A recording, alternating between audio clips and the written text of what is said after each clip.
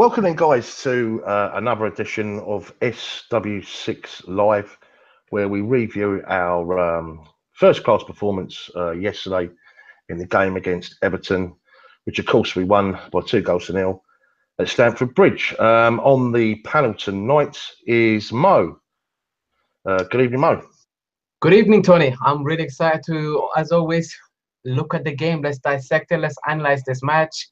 It was obviously a very good victory for us, a comfortable one at that. So let's get down to it, mate. Absolutely. Now, before we talk about what was, by all accounts, an excellent performance from Chelsea against Everton, I want to talk about, first and foremost, this breaking news that's kind of just like a bolt out of, just out of nowhere, wasn't it? But it's breaks everywhere, and it's even on Sky. That we've agreed a deal for Alex Oxlade-Chamberlain with Arsenal for £35 million. Your reaction on that, buddy?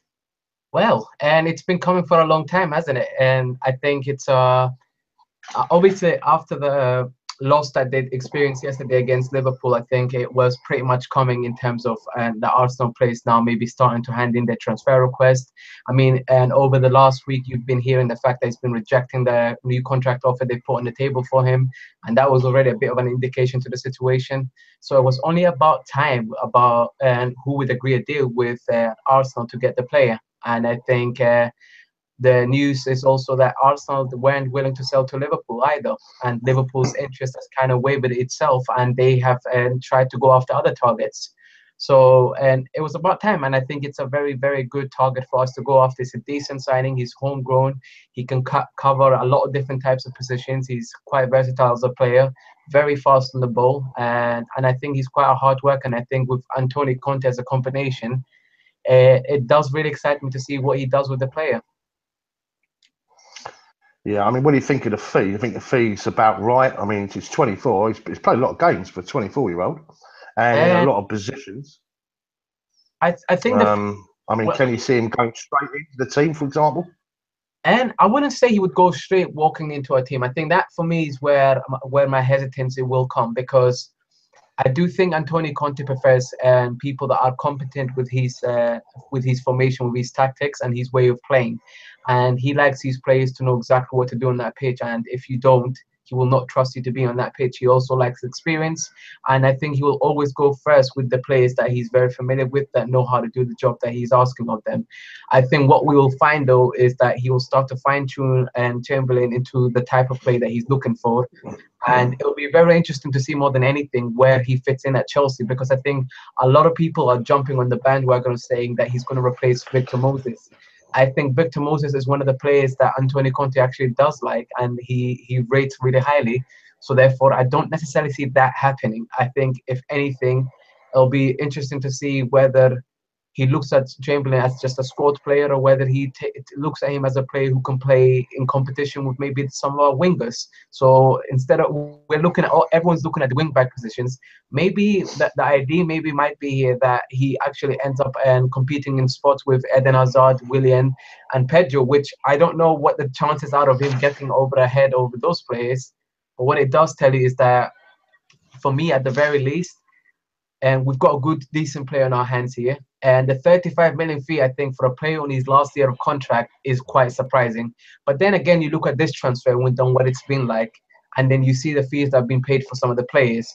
It's quite shocking, Tony. And I think for that reason, he's an English homegrown player. He's in his last year of his contract, and Arsenal don't necessarily want to sell to their rival. They're going to make us pay. So 35 million seems about right. I think it's quite a sweet spot for Chelsea. I think Chelsea likes to pay around those types of money for players. And for that reason, I think it's probably a perfect match for Chelsea in terms of what the board are looking for at the moment. Lots of 35, 40 million pound players, isn't it? Yeah, that's what we like to go for. What do you think of Tony? I do think he's a good signing, but how do you feel about it? I wanted him. I'm shocked. I am really, really shocked. Obviously, the deal's not done. Yeah. It's not over the line, but by all reports, the medical is going to be happening over the next couple of days, as we know, is with England. Yeah. And is it St George's Park?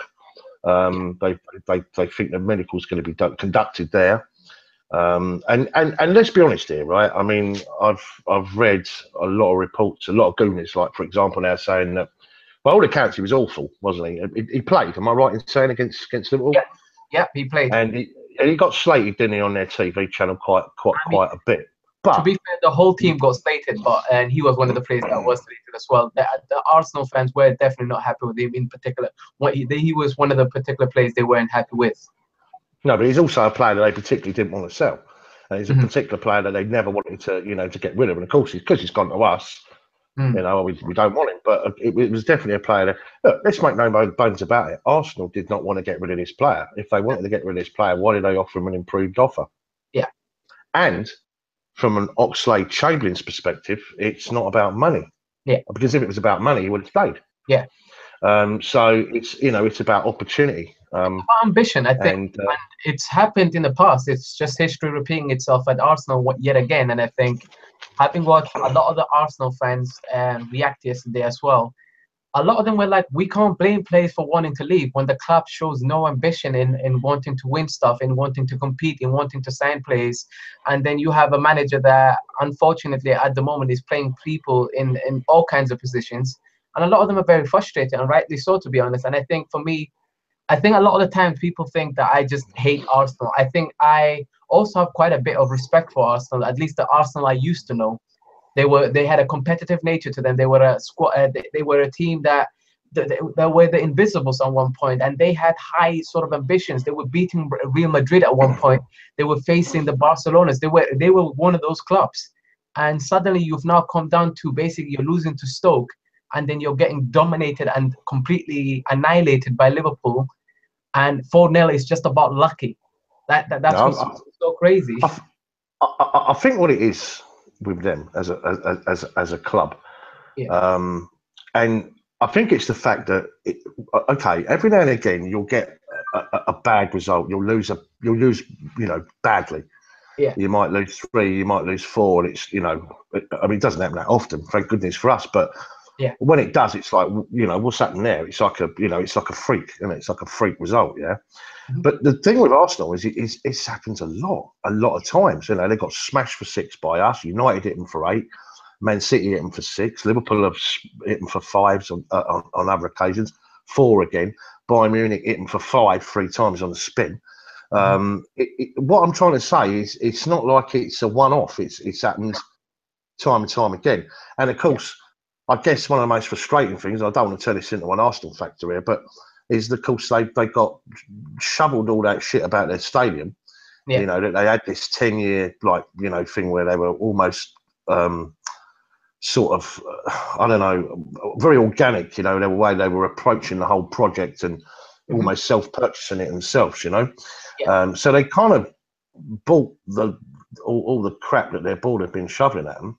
Yeah, and I know you look at it. Of course, it doesn't mean a damn thing. As a matter of fact, you could actually argue that it was a complete and utter charade, because you look at the likes of that. We got a stadium, imminently happening. Spurs, are emerging now, and their stadium's going to be bigger than Arsenal's, better than Arsenal's. Yeah. You could argue that West Ham. I know they've had a bit of lady luck with regards to the taxpayer and all that, but. They've inherited an incredible looking stadium. I know it's shit to watch football at, but it is an incredible looking stadium. Yeah. That you can't dispute that factor. Ours is going to be completely and utterly just out of this world, because we all know what Roman's like. Yeah. It might take us a little bit longer to get there because of all the plans and everything else, and the space issues and everything. Yeah. It's not as simplistic, is it, as other parts of London is where we're situated. Yeah. But you could argue that in 5 years' time they've got the 4th best stadium in London, and for what? They've gone through that period of time for what? Yeah. So I suppose they're just really frustrated, and also the factor in the last sort of 15 years, we've really, we caught them up, and I think we're either on the par or we're in front of them. I know they'll go on about trophies back in the day and all that, but we've. Since they won the league, we've won it 4 times. Yeah. So it gives you and the European Cup, and the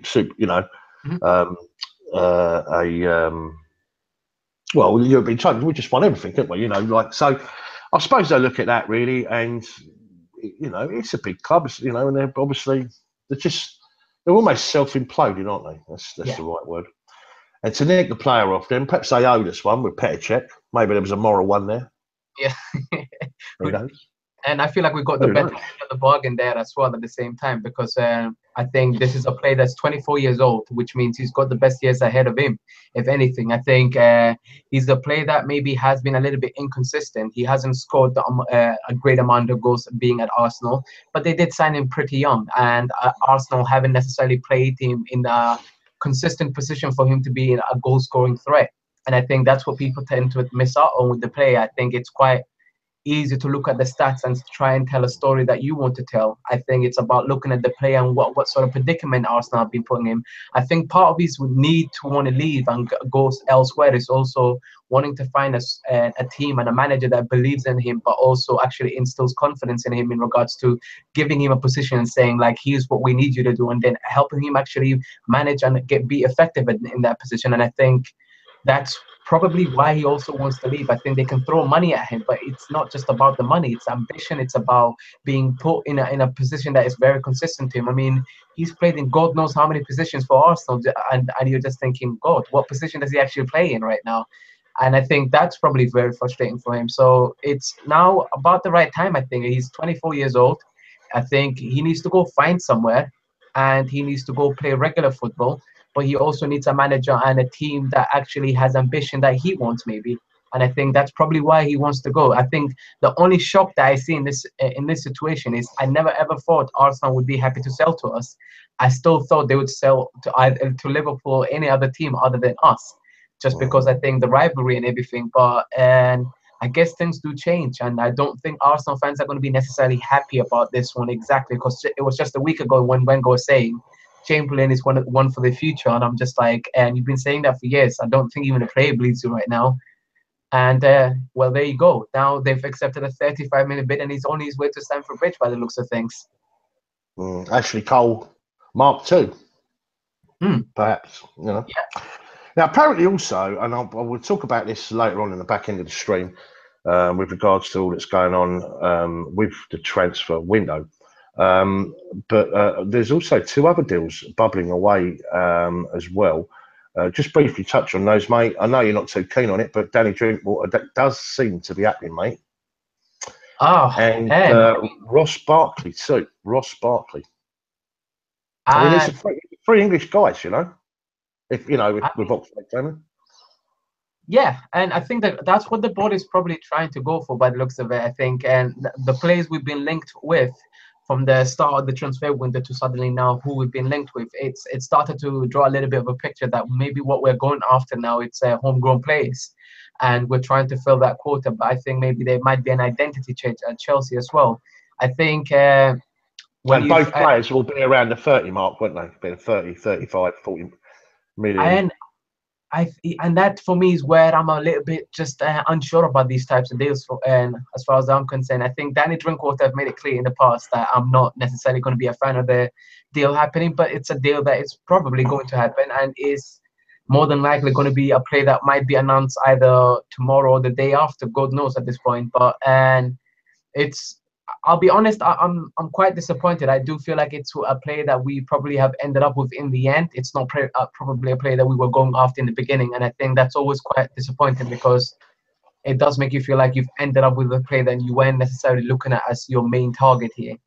And I think Ross Barkley, I've always been a fan of him, and I've always been a fan of him because I think he has been underutilized and hasn't been given the credit that he deserves. I also think that his potential has been quite wasted at times because there's a lot of pressure on him. He's obviously a player that went through the academy at Everton, and he obviously was getting criticism a lot more harsher because they wanted to do so well, and rightly so, to be honest. But at the same time, I do think that he's a player that needed a manager, or it's almost like the same story as Chamberlain. Again, he needed a manager that would play him in a certain sport, give him the confidence and ability to actually work on something, and give him the push that we needed. And now suddenly you hear that he's no longer wanted where he is at, and that was partly also to do with what he's saying. But I think he's probably felt like at times he's unfairly treated, and the best way to go about things is go elsewhere, have a fresh start, and hopefully be under a team and players that will pick you up and actually show you that you are of someone of potential and you are someone that can fulfill the raving that everyone has had about you for years. And I think he's someone I'm more happy to get than I am with Danny Drinkwater. I'll be very honest. I think he's more of an attacking-minded player, and that's, I think, something we should be looking towards.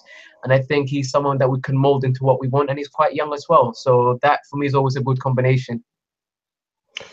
Okay, well, we'll talk more about the transfer window. Just so you know, guys out there, we will be doing a live stream on the transfer window as it shuts night.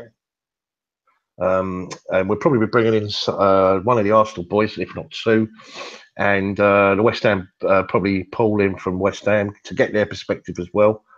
And it should be fun, really, really fun. Hopefully, there'll be a exclusive when we're live on air.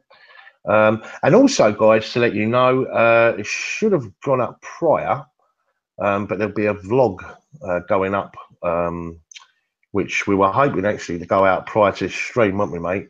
Yeah. But it's going to go up, just the last finishing touches will be done to it straight after this stream. So it'll be going up, I don't know, what, 20, 30 minutes afterwards, buddy? I would say about half an hour afterwards, we should be able to get it up. Beautiful. Okay, well, let's obviously turn our attentions to the game then. You predicted a 2-0 victory. Yep. You were spot on, mate. Absolutely spot on. I was smiling by the end of the game, I'll tell you that much. Yeah, absolutely. But let's look at how we obviously lined up. Yeah. No surprises, Courtois in goal. But a back three, Azpilicueta, Rudiger and Luiz.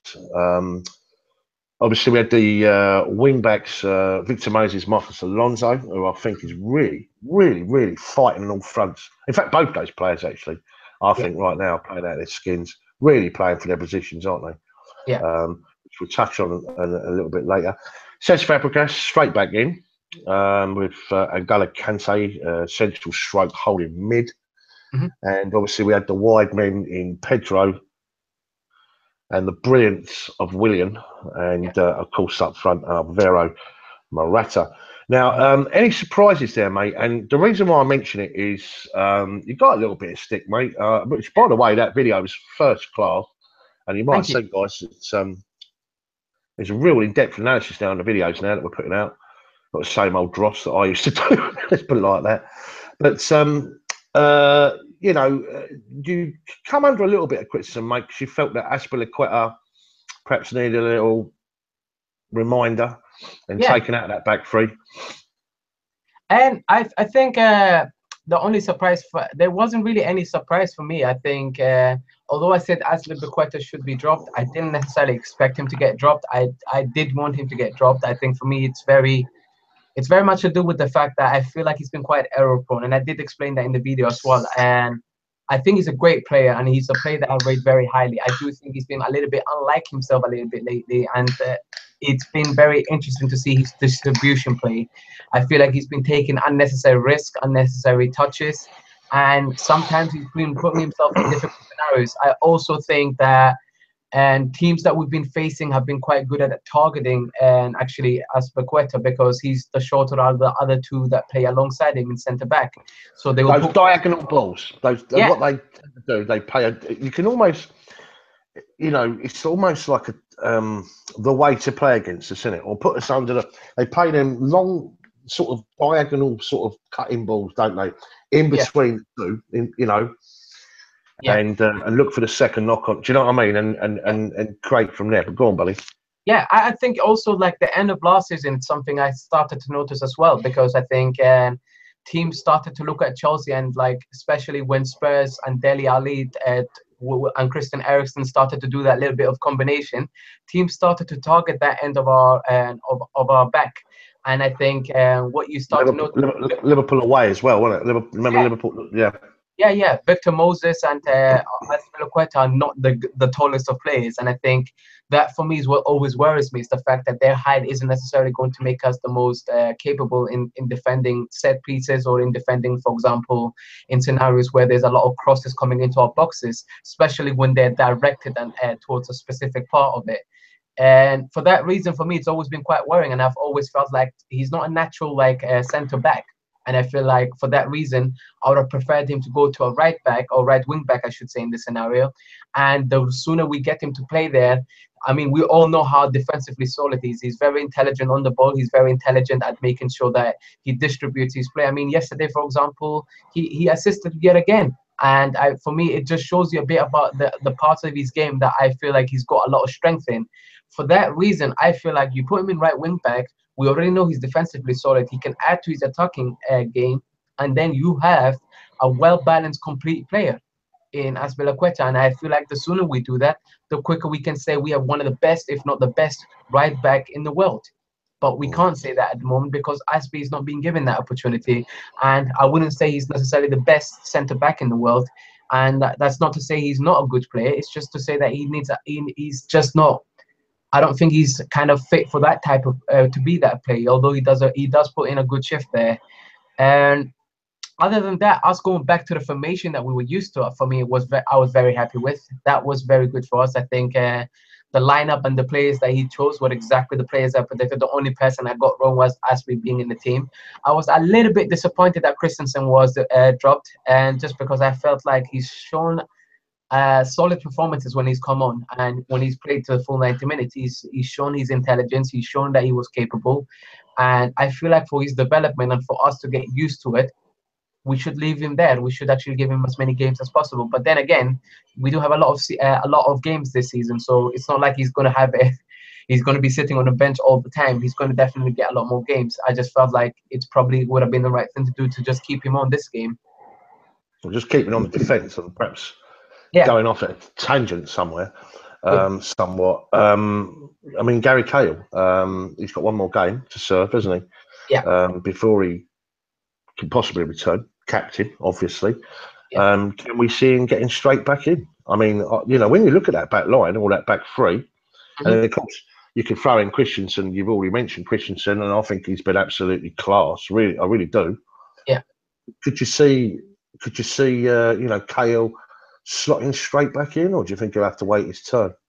And I think, again, it's one of those scenarios where I think sometimes Gary Cahill, as much as he's been a loyal and a great servant to the club, I think he has his weaknesses in his game. And I feel whoever plays besides Alonso needs to be someone that's very consistent, needs to be someone that is less error-prone. And I felt like Gary Cahill didn't sometimes offer that part of his game really well. I felt like sometimes that was actually a weakness in his game. I think, for example, when players come at him, he's the type of player that tends to run back quite a lot instead of actually being quite intelligent in maybe running back and then stopping suddenly and then going at the players.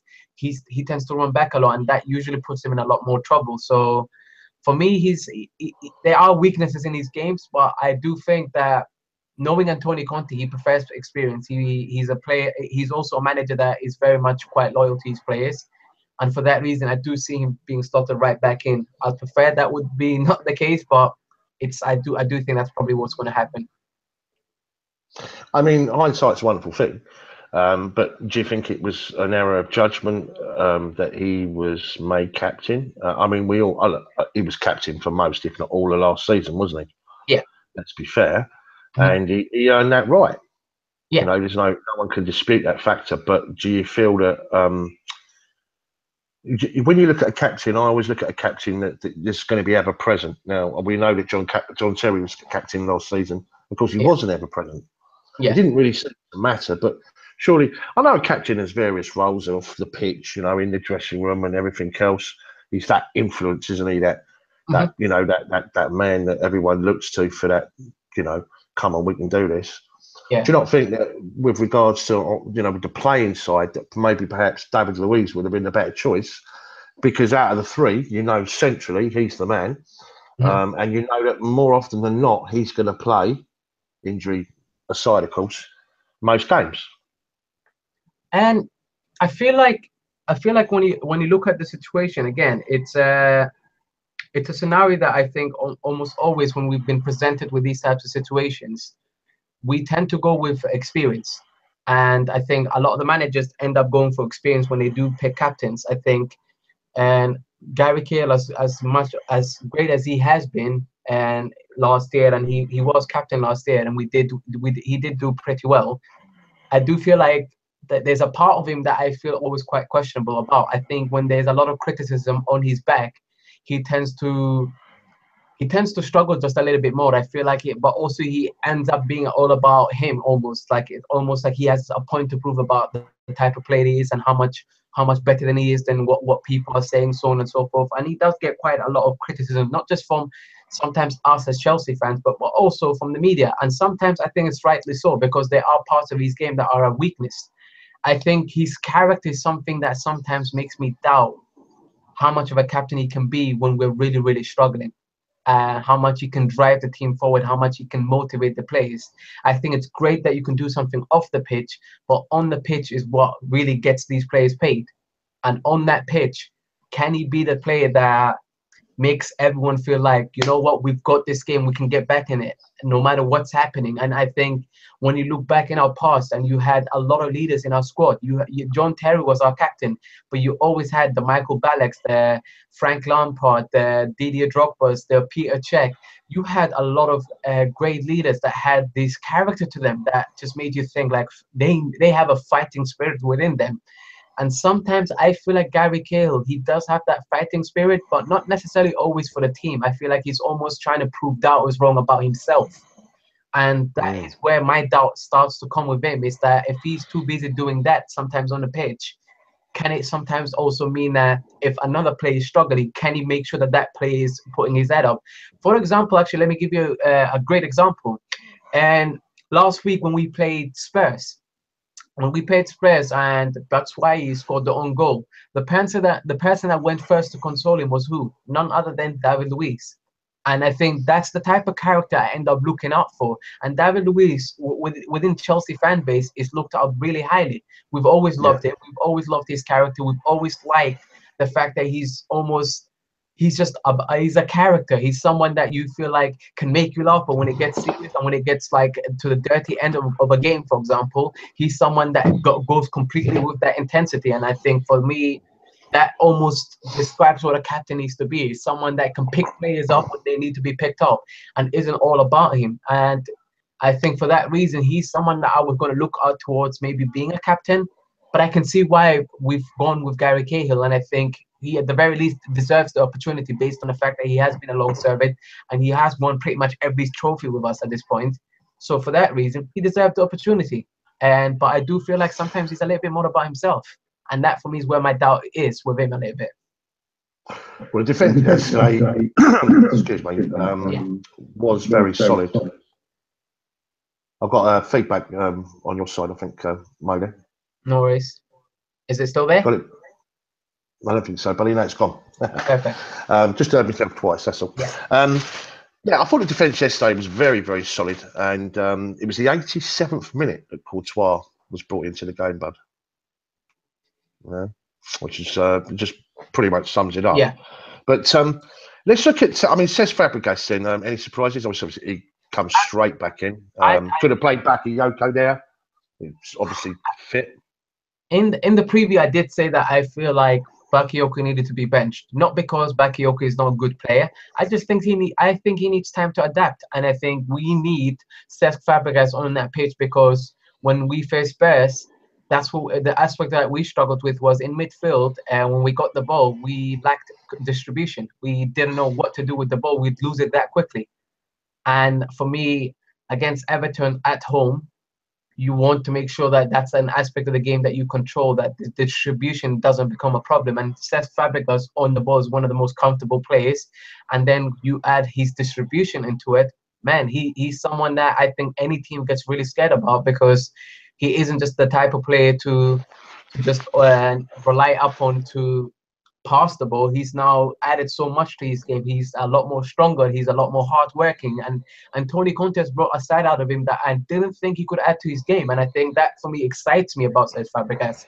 So I felt like it was the right decision and the right call to make by Tony Conte to bring Cesc Fabregas right back in. And Cesc Fabregas, I felt like, deserved to, at the very least, start that game and make sure that he gets us something out of that game.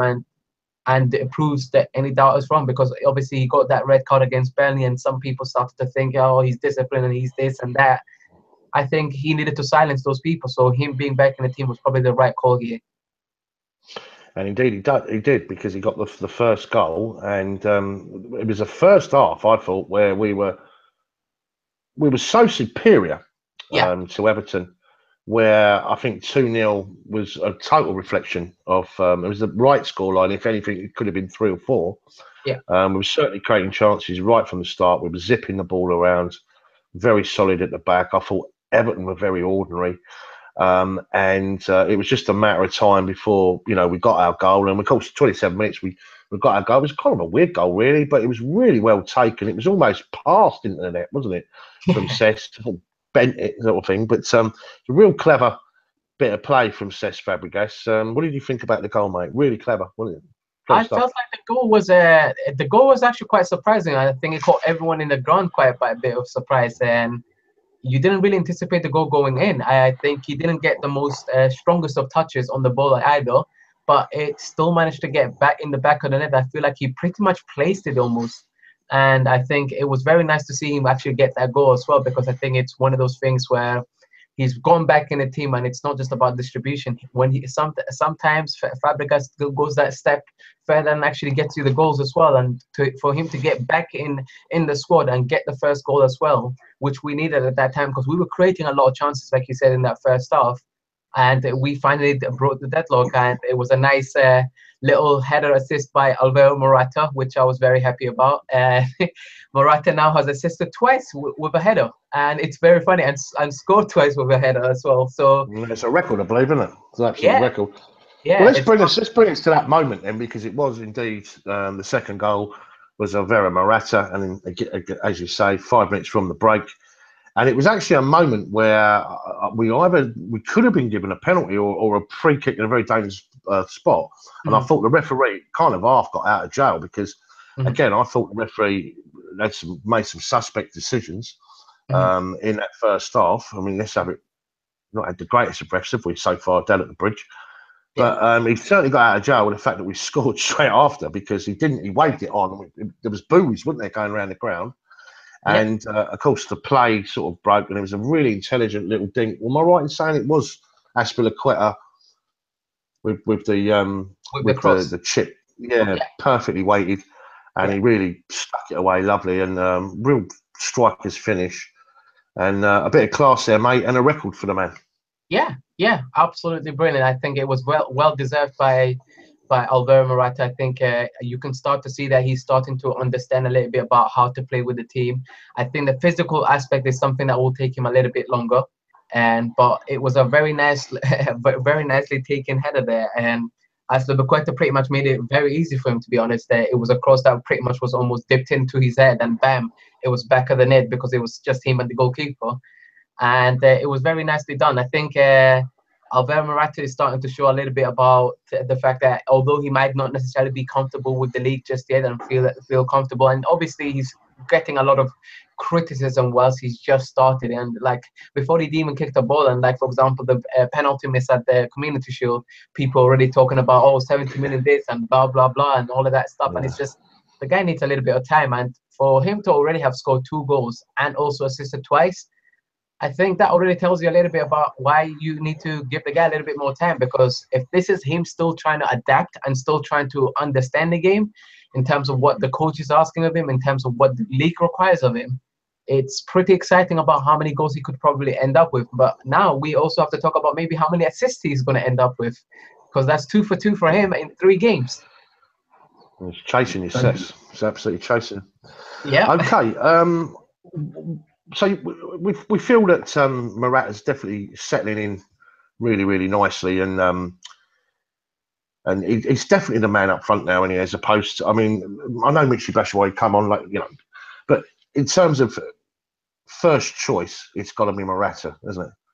Yeah, without a doubt. I think it's an easy choice for me at the very least, because for a guy who's still adapting, he's still getting the job done in terms of scoring and assisting at this point, and he's been quite consistent with it. This first game was quite difficult, not because he wasn't trying, but because the job that we asked of that team on that day was a very different type of job. He had one key chance where that free header with Hugo Lloris in that Spurs game. and you thought, my goodness, he's definitely going to get it in the back of the net, and he just I don't know how he got it wide, but he just missed that key chance. And I think once he gets used to how our team plays, because yesterday that's the other aspect that I noticed about him, is that he was trying to read how the team plays. He was trying to read what position to be at. He was trying to read what Willian or Pedro were going to do with him. And I think as soon as he understands the link-up play with any of these players, but then he's able to anticipate what these players are about to do. For example, being able to trust that he can just make a run and run in behind the defenders and feel and trust that his players will find him. I think when you get to that level, that's when I feel like we've got definitely the complete striker in him. And that's the part where Diego Costa, I think you saw the understanding he had with the team, is that he was very good at understanding play with Willian, with Pedro, with any of the players that we were asking him to play with.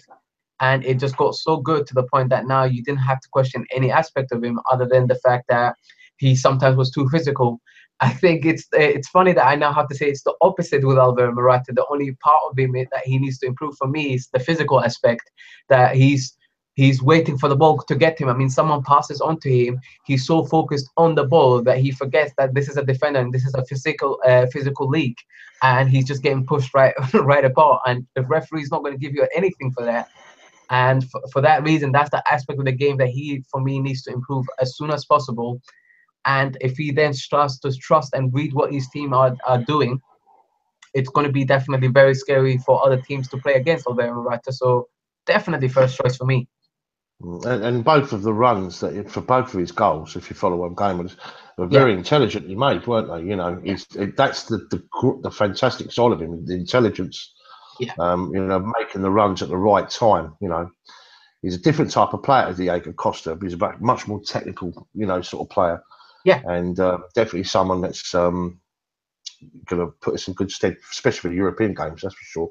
Yeah. Okay. Well, look, second half, we didn't get no more goals, but we created still enough chances, and the scoreline again could have been 3 or perhaps even 4-0. As I say, Everton's best chance come right at the death, the last bit. They kind of had a little spell, didn't they, in the last 10 minutes? But they put a bit of pressure on, and Antonio Conte very cleverly put the reinforcement on, didn't they? Along Christensen. You know, we shored up, let's put it like that. And we pretty much sort of saw the game out, very much controlled the pace of the game ourselves in the second half. I think I've lost Mohammed. Mohammed's back. You back, buddy? Yeah, I'm back. Apologies. Okay. No worries, mate. I'm just saying, obviously, we controlled the game, didn't we? Very much so in the second half. I know we didn't get no more goals, but it wasn't like we didn't create any chances. But we definitely controlled the pace of the game. It was only the last sort of 10 minutes of that sort of second half where Everton had a few sort of half opportunities. There was that effort from Rooney, which was a bit woeful. And as I say, that save from Courtois, which was a really good save, actually, right at the end. But when we evaluate the game, I mean, and I know I've asked this question on the video we put out on Facebook, etc. But was it a case of Everton being bad or playing poorly, or us playing really, really well, or was it a combination of both? I would say, and the reason why I asked the question, buddy, is just reference Ronald Koeman's remarks after the game. Obviously, he said we were extremely good, but he put the way they played down to tiredness, the fact that they played 3 games pretty much in a week. Yeah. The European game in midweek, didn't they? And but I feel, regardless of that, we were too quick for them anyway. We were far too quick for them. Yeah. But do you think that played a part? Do you think there's any truth in Koeman's comments? There's a pretty poor performance from Everton, wasn't it, to be fair? And I feel like a lot of it had to do with the fact that I just didn't think they turned up. I really don't. And I don't think they even tried. I feel like there was a lack of fighting spirit in this game. I felt like they were too lethargic and just looked very tired and dreaded. But at the same time, I felt like we were quite fresh. We were ready to go, and we wanted to win the game as well. And I think when you combine those two, I think it's always quite a scary aspect for them. And I do feel like what confuses me a little bit sometimes is the teams are trying to do the same formation that we play, but do it in a manner that doesn't even make sense to their own players. Their players are not used to them playing the way they did, and I feel like that's part of the problem for Everton or any other team that tries to do a formation because they think that's the best way to go beat Chelsea. Well, if Chelsea are used to it and have a manager that's been doing it for years at different clubs, you don't necessarily want to just copy our formation. And I think that's where Ronald Koeman has just got outdone it yet again. Is that I don't think he's found a way to try and challenge that formation and that we play. And he's still trying to find a way to adapt to that type of gameplay. And it's going to be quite difficult for him, especially if he's playing that type of tactic when he's looking at his players. I mean, some of the players that were playing for Everton yesterday, players like Sandro Ramirez, just didn't look like they were even on the pitch. He might as well not have been on the pitch. I felt like that's how bad the performance was. They just looked really lethargic. And when they had the ball, they were very slow in the tempo. They weren't really trying to build up play. And the last 10 minutes, when they made subs and brought on fresh legs, that's pretty much when you started to see a little bit of them trying to work out and how to try and close us down or get us on the counter. But other than that, they caused us no trouble whatsoever. And I think that was a disappointing away performance for the fans of Everton. And I don't think the manager would have been necessarily too happy, but I can see why he wants to justify it. But you then also have to think about Wayne Rooney is probably not going to be able to play 3 games in a week like that. Because he played Monday, then played Thursday, then bam, he's playing Sunday again, and it's just too much for him. So I think they need to think of a way to try either rotate the squad or play a formation that's more helpful towards what their squad's strengths are, not the weaknesses. Because that's what it did. It just exposed a lot of their weaknesses. Well, you need the personnel to play the system, don't you? Yeah. Yeah. Okay. You need to turn me down again, buddy. I don't know what you've done there. Okay. All right, no worries. Right. Let's look at some of the players' performance. Just pick out a couple of players. Willian. Now, I'll tell you, I thought Willian was absolutely outstanding. Yeah. Outstanding yesterday. To the point where he was everywhere. Just everywhere, you know. And I noticed he got man of the match, I was really pleased about that. Because normally you give it to a goal scorer, don't you, or whatever. But he was you know, he was the star man. He shone out like a beacon. Willian, buddy, for you. Willian was completely faultless yesterday, and he was very good on the ball. He was taking on players. He was playing with absolute freedom. Yeah, he had flicks, tricks. He had everything a lot. The only thing that was letting him down was the finishing aspect of the game. And other than that, to be honest, he was very up for the game. It was, to me, a very different performance to the one that I saw him against Spurs, because in Spurs, he was asked to play a different type of role. And I felt like it didn't really play to his strength. Whereas this game, having Pedro there, having Alvaro Morata there, he had also players to actually play with. And that honestly helped him, because those players were also creating space for him. And it created a lot of one-on-one opportunities for him, where he was able to get past players and run at their defenders and actually make certain passes that just caused Everton a lot of problems. And Willian, I definitely felt like deserved the man of the match award yesterday, because he was just simply too above whatever Everton was trying to offer in that game, and they couldn't really handle him. Let's talk about Alonso. Let's talk about our wing backs, actually, because there's a lot of talk, obviously, in this transfer window about getting choice back up for positions where perhaps we're a little bit weak in terms of if those particular players aren't available. Because we know how we have to adjust, don't we? If we lose Victor Moses, or, you know, I imagine same with Marcos Alonso. I mean, these two players are really playing as though, like, you know, they're willing to fight for the shirt. You know, this is their position. Their position's definitely in question, and they're doing absolutely everything, aren't they? You know, to justify their place in the side. Really giving it everything. I was really, really impressed with Victor Moses, but Marcos Alonso. I mean, obviously, what a performance, you know, against Tottenham. But really and truly, those two players epitomise everything about team spirit and just, you know, what do you feel about those two, bud? I feel like they are. They showed their worth last year. They not only had the breakout season last year, but they definitely solidified their worth to the team, because I think they are very good at being able to actually go forward and support our wingers and actually create more problems, and just actually also defend quite well too, I think. And they're players that at the moment also there's a lot of transfer rumors that is going around the club about we want these players, and it's a lot of them had to do with the fact that we wanted more players in specifically as wing backs. And I think that kind of puts a little bit more of pressure on them, but the good type of pressure that I think brings the best out of players, if I'm honest. I think if it brings the worst out of players, I don't think that they're made for playing for a club like Chelsea Football Club, because as far as I'm concerned, I think if you need to fight for your position, you fight for your position. That's the whole point. It's not supposed to just be handed to you just because you're a Chelsea player, or just because you were here first, or just because you have one aspect of your game sorted out. There's always trying to find a balance to the way that you play, and I think they're starting to find their rhythm with the club, and they're starting to find their rhythm with the teammates that they have, and they're starting to be really good at not just the attacking aspect. I think they're starting to show the defensive side of the game, having a lot of improvements too over the course of last season. But I think having had a whole preseason now as well with the club, they've been able to obviously work with the manager a little bit longer and actually get that aspect of their game even more sorted out. And Alonso in particular, for me, I think is showing a lot of desire, a lot of hunger. He scored 8 goals last year, and I think that already gives you a bit of an indication of how good he was last year. And I think that I still remain a little bit on the sidelines with them both when it comes to games where we don't have the ball as much and we're under intense amount of pressure.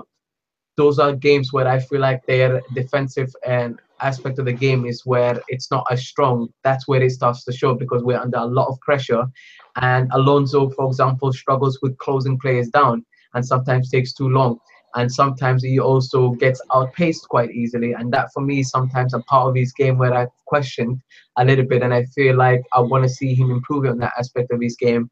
Victor Moses, on the other hand, sometimes for me has been very much, and he's been good at actually going forward. But what he's struggled with sometimes is the fact that he's not actually thinking about not only just getting the ball, but then the distribution of the ball. He's very good at making runs or running in behind or supporting someone. But when it comes to actually grabbing the ball and then distributing or crossing it somewhere or picking out a nice decisive pass, that's the aspect of the game where I haven't seen so much from him. And I feel like he needs to offer a little bit more in that, because when he crosses into the box, a lot of the times I don't think it gets to a player the way I would like at the very least. But he's very good at, he's starting to show a little bit of worth here. So for me, I can only see them both improving upon what they did last year.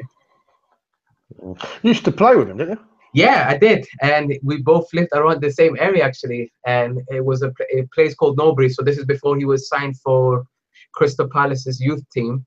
And there was a match we used to play every Sunday. And Victor Moses was one of the players that used to show up. And who would have known that he would end up playing for my favorite club as well one day?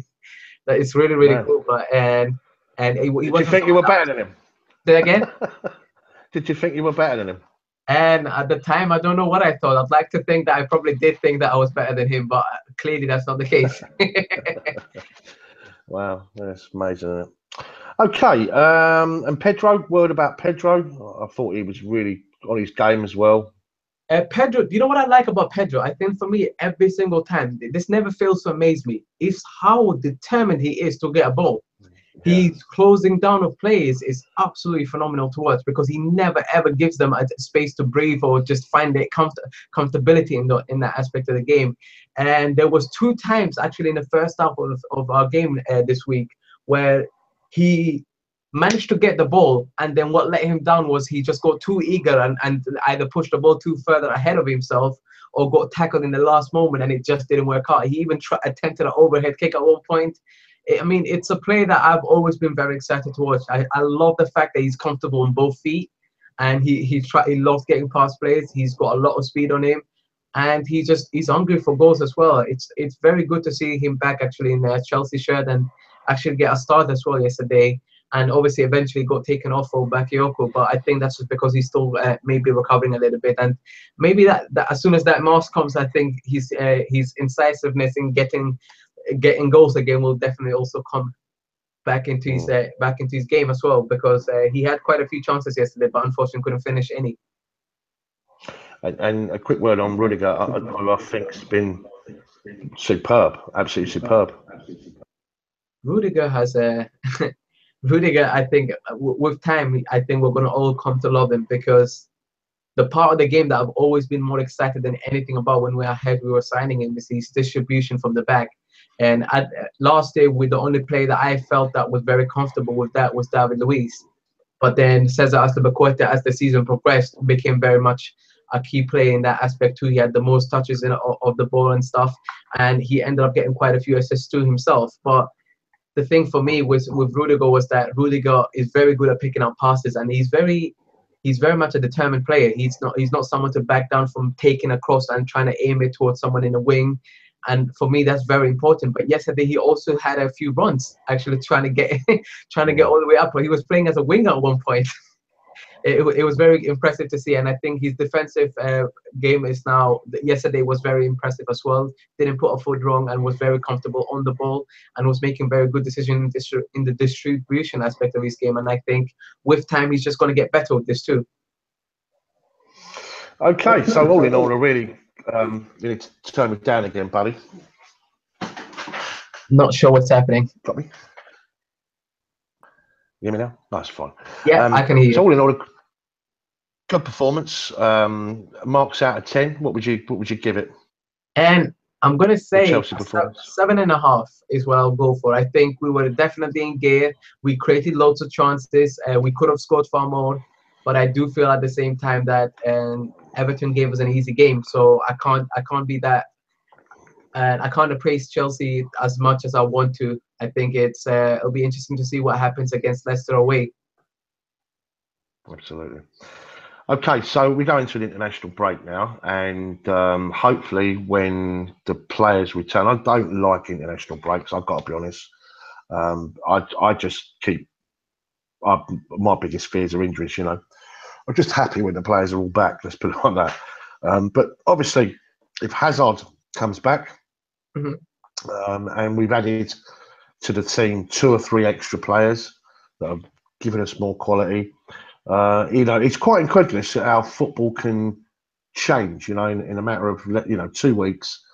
We were, you know, the Burnley defeat, and of course we were already saying we were 3 points behind Tottenham, 3 points behind Liverpool, 3 points behind Arsenal, you know, 3 behind United, 3 behind City, do. And here we are, 2 games later, we're above Spurs, we're above Arsenal. And it's just changed, isn't it? You know, and what a difference, you know, a week can make, like, you know. Before we talk about transfers and obviously the players that we're linked with and what do we think's likely to happen, as I say, we've got a stream that we will go out on that night. So we'll be covering, you know, the last moments of the transfer window. Since we've last gone on there, because obviously we missed the Tottenham one, didn't we, buddy? Because of my holiday and everything else. There's been, of course, 2 cup draws, as we know. Let's first of all talk about the League Cup. I want to call it the League Cup because I don't like these sponsorship names. Yeah, I don't, mate, to be fair, even though we're connected to it all. But Nottingham Forest at home. How do we feel about that one? And it's easy. I would say it's an easy draw. I'm not worried about us making it through to the next round. And I think it's the fact that we're at home and the fact that it's Nottingham Forest means that hopefully we can see Charlie Musonda probably get a few minutes, and if not all the minutes, in my opinion, because I do think he's very deserving of that. Probably Batshuayi as well will probably get a lot of the minutes. Probably we'll see Willy Caballero also make his debut for Chelsea too.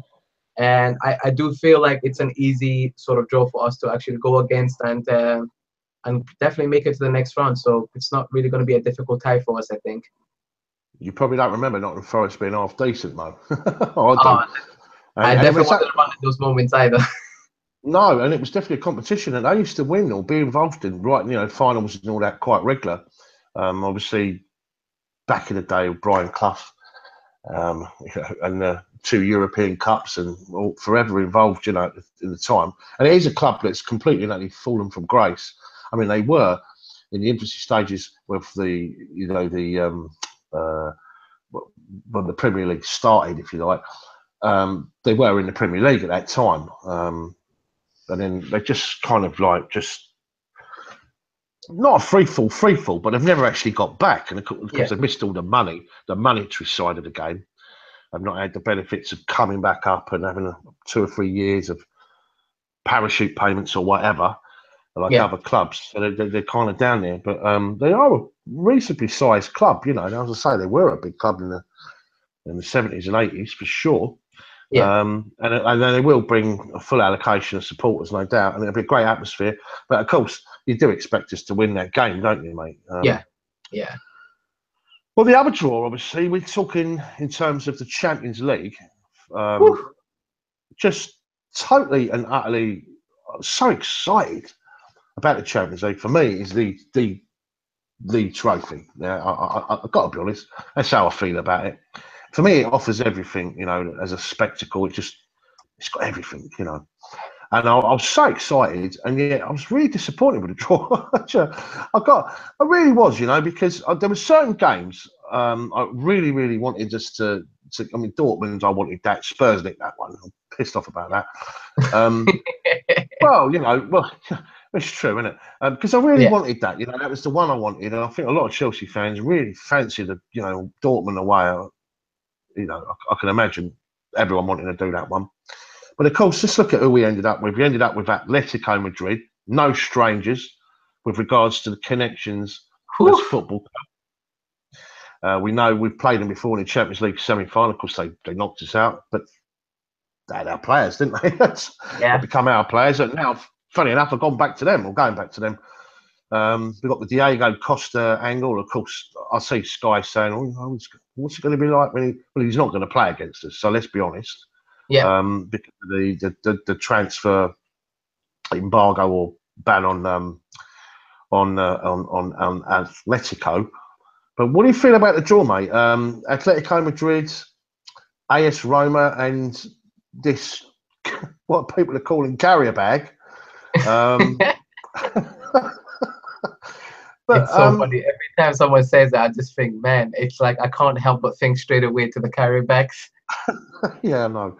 But what do you feel about that? I mean, is it a group that we can win?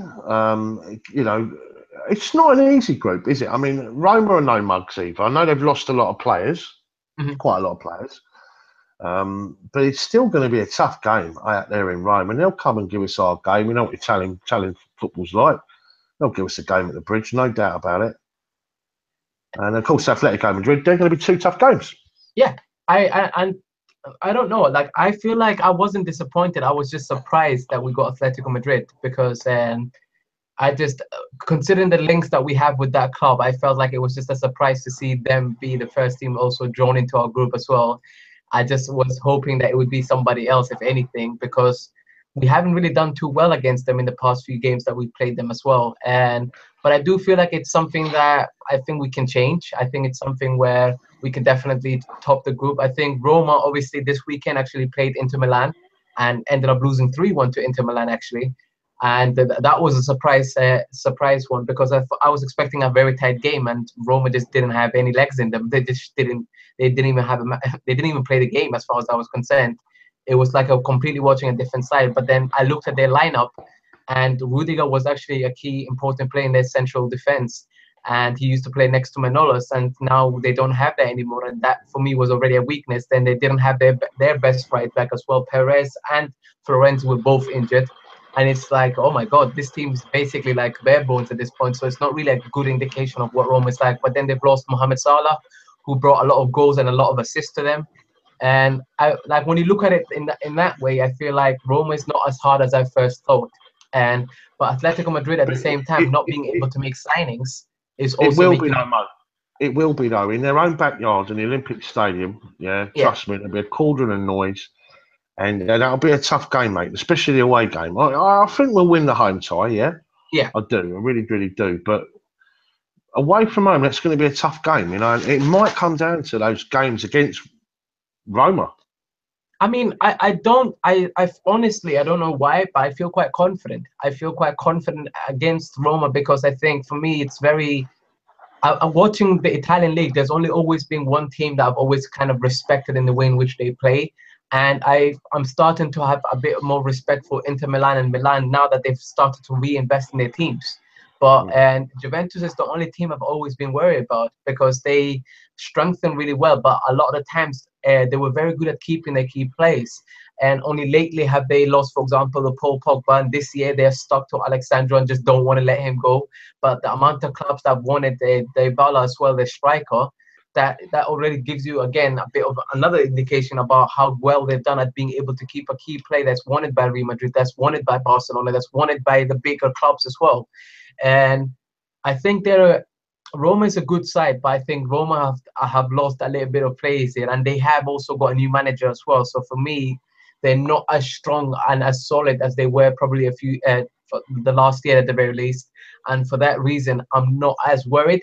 I do think we will probably have a bit of a match with them away, but I think away games are always difficult, to be honest. I think sometimes away games can be the most difficult to go win. I mean, I remember last year, Middlesbrough away was Diego Costa had to nick us a goal, like in the end, and I'm like, away games are never easy, but I think because it's say it again. Do you know something, Mo? Right, I wrote a piece on the Facebook group today. I don't know if you had time to read it, mate. And it was about I forget the guy's name actually, but it's the guy that's actually responsible. Works for a French company, of working out all the fixtures. Yeah, and apparently. And this guy basically Thompson, I think his name is, and it takes them somewhere in the region of about 6 months, right, to compile these lists, right? Okay, and I always thought when fixture lists come out, and it was almost like they threw it into this computer, and obviously what they'll do is they'll go right. You can't pair up Arsenal and Spurs on the same day. You know, the home games, Liverpool and Everton, maybe Liverpool and Man United, maybe Chelsea. Do you know what I'm saying? Yeah. Those sort of moves. But okay, they'll throw it in, and then this computer will smash it out, and it'd be all about the word chance. Yeah? Yeah. There'd be no human involvement, working out. And I wrote a piece, and I won't go on about it too much, but read it rather, because it's quite intricate in the way I've looked into it all. Yeah, right, okay. But what's really evident is you don't see our 3 away games in Europe. Yeah. We play, I think I'm right in saying this, that our first away game is Atletico Madrid. And I know we're thinking of doing that one, aren't we? We're gonna book that one and go out there for that. So we've got Atletico Madrid, okay, and straight after we play Atletico Madrid away, we got Man City at the Bridge. Tough game, really tough game against a tough opponent, and definitely a title contender. And then you look at the second away game in Europe, the away game, where we play Roma, okay, and straight after Roma, we play Manchester United. 2-3 days later, yeah. And that's again, it's a massive game. Obviously, we know they got commitments too, but the chances are they'll be playing at home. Do you see what I mean? Or you know, I don't know, but the point I'm making is we've got Manchester United straight after the second one. So we've got Man City and Man United. And then in the last game, all right, against Carrier-Bag. Now, okay, it might not be, a tough game, but it's going to be a tough old trip for sure. It's quite a long way, isn't it? Do you know what I mean? Yeah. I know people have been trying to work out and get there just for the game. Yeah. And then 2-3 days later, we play Liverpool at Anfield. Absolute madness. What are the chances that you get those 3 teams? Well, you see, this is the point. And, it's very, very apparent that all 3 of our European away games come the big boys, title, pretend, what I'm trying to say in a roundabout sort of way is that there's no easy games after these European away games. Yeah. So that draw, I don't know. It's a tough draw. I think it's a tough draw, mate. Yeah. I know it's not as tough as say what Spurs have got, It's not far off, you know. And then you look at the fact that we were seeded. We were the team seeded because we were the champions. And then you look at Man United, who've slipped in via the back door. Yeah. And they've got an incredible group, haven't they? Yeah. Yeah. I mean, they've got Basel and Benfica and CSK Moscow. CSK, innit? Yeah.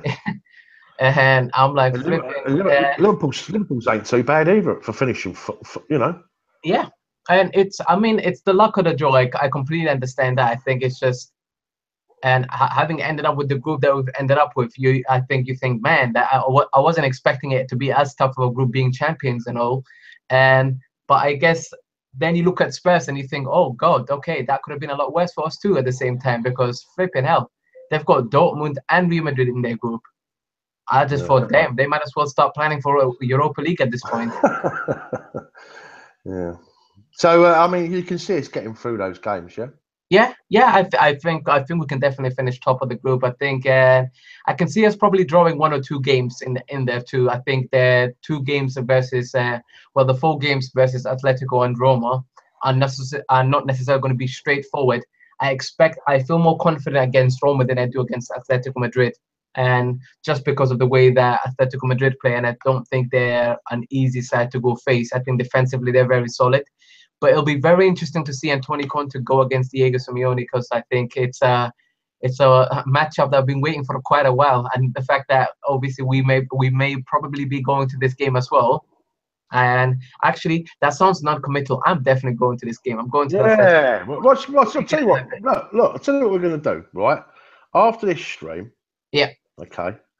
We're going to go online and we're just going to book it. We're going to book it, right? So I can't back out. We're just going to book it. You can't, mate. Yeah. I'm going to Rome as well, and I'm going to get you to go to that and all.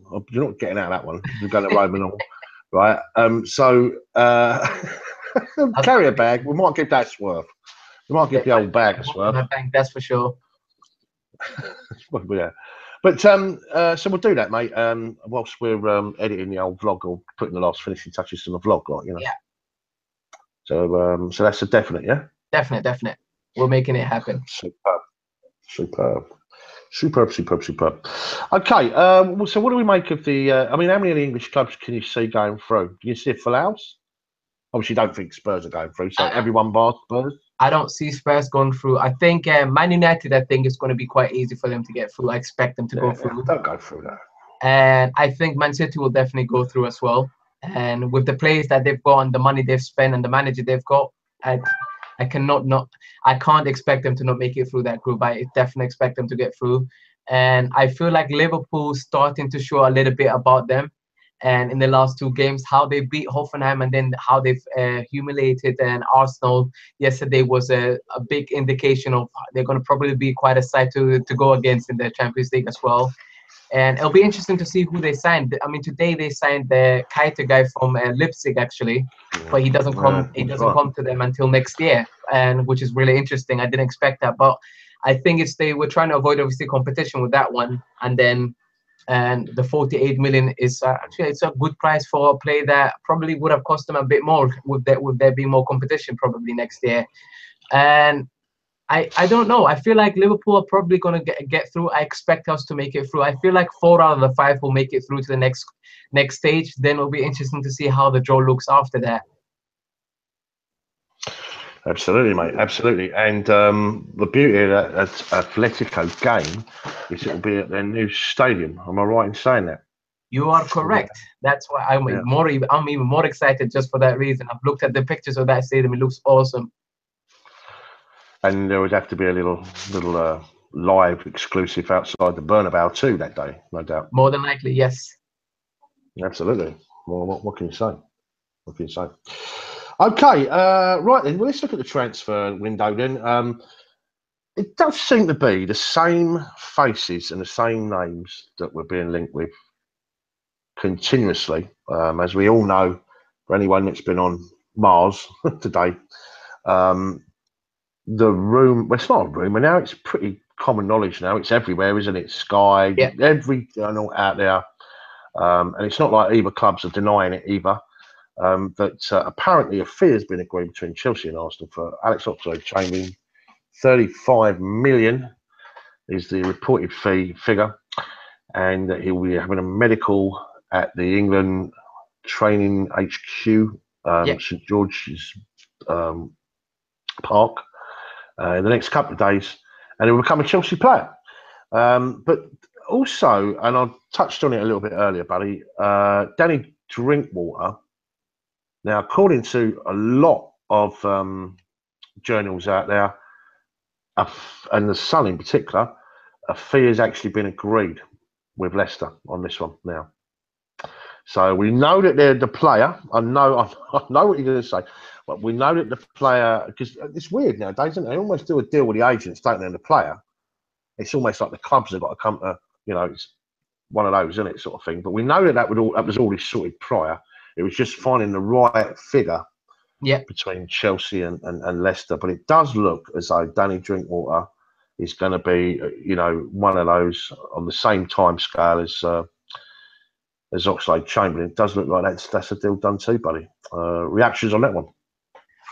And Danny Drinkwater is, I don't know. I mean, he's going to be a squad player. I guess from that perspective, I can't look at it as bad. And from what I hear as well, he's done really well in the Champions League for Leicester last year as well. He had the highest stats for certain stats, and I guess that gives you a little bit of a boost in terms of maybe looking at it from that perspective and thinking, okay, he can probably put in a good shift when we need him to.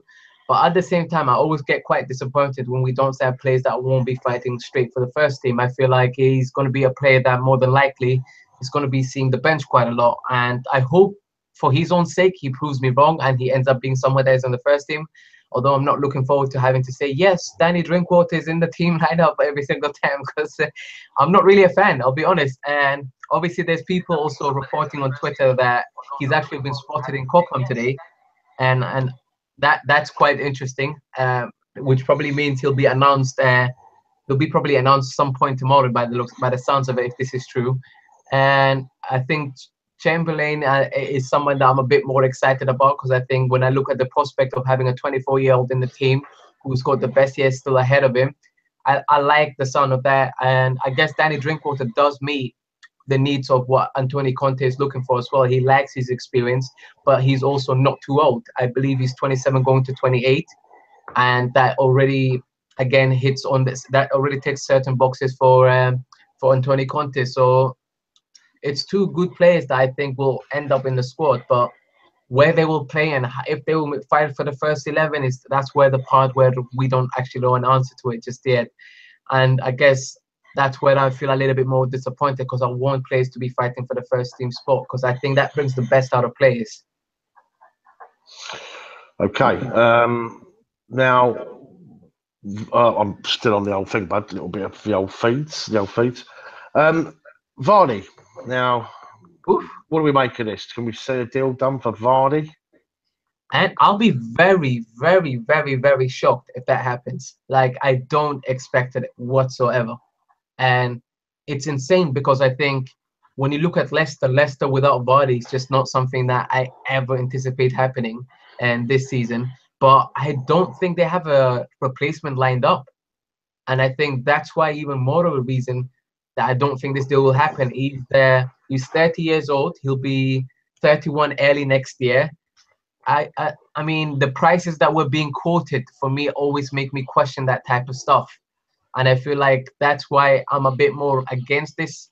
I think as a player, he's wonderful. And it's just that when you're quoted 35 million to 40 million for a player that might play for you maybe 2 to 3 seasons at best, and he's not necessarily going to be guaranteed being your first choice striker as well, I do feel like that's maybe I feel like better time could be spent maybe developing players like Tammy Abraham or giving chances to our youngsters than doing that. But whether Chelsea will do that, God knows.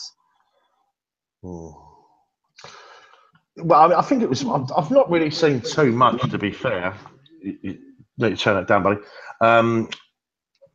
I think it's more of, it was on another sort of channel, wasn't it? They were sort of like putting that one out there, and I just wondered if there was any truth in it, like, sort of thing. But I suppose we'll have to wait and see. Okay, Ross Barkley then. I mean, by all accounts, that's another one that's in the bag too.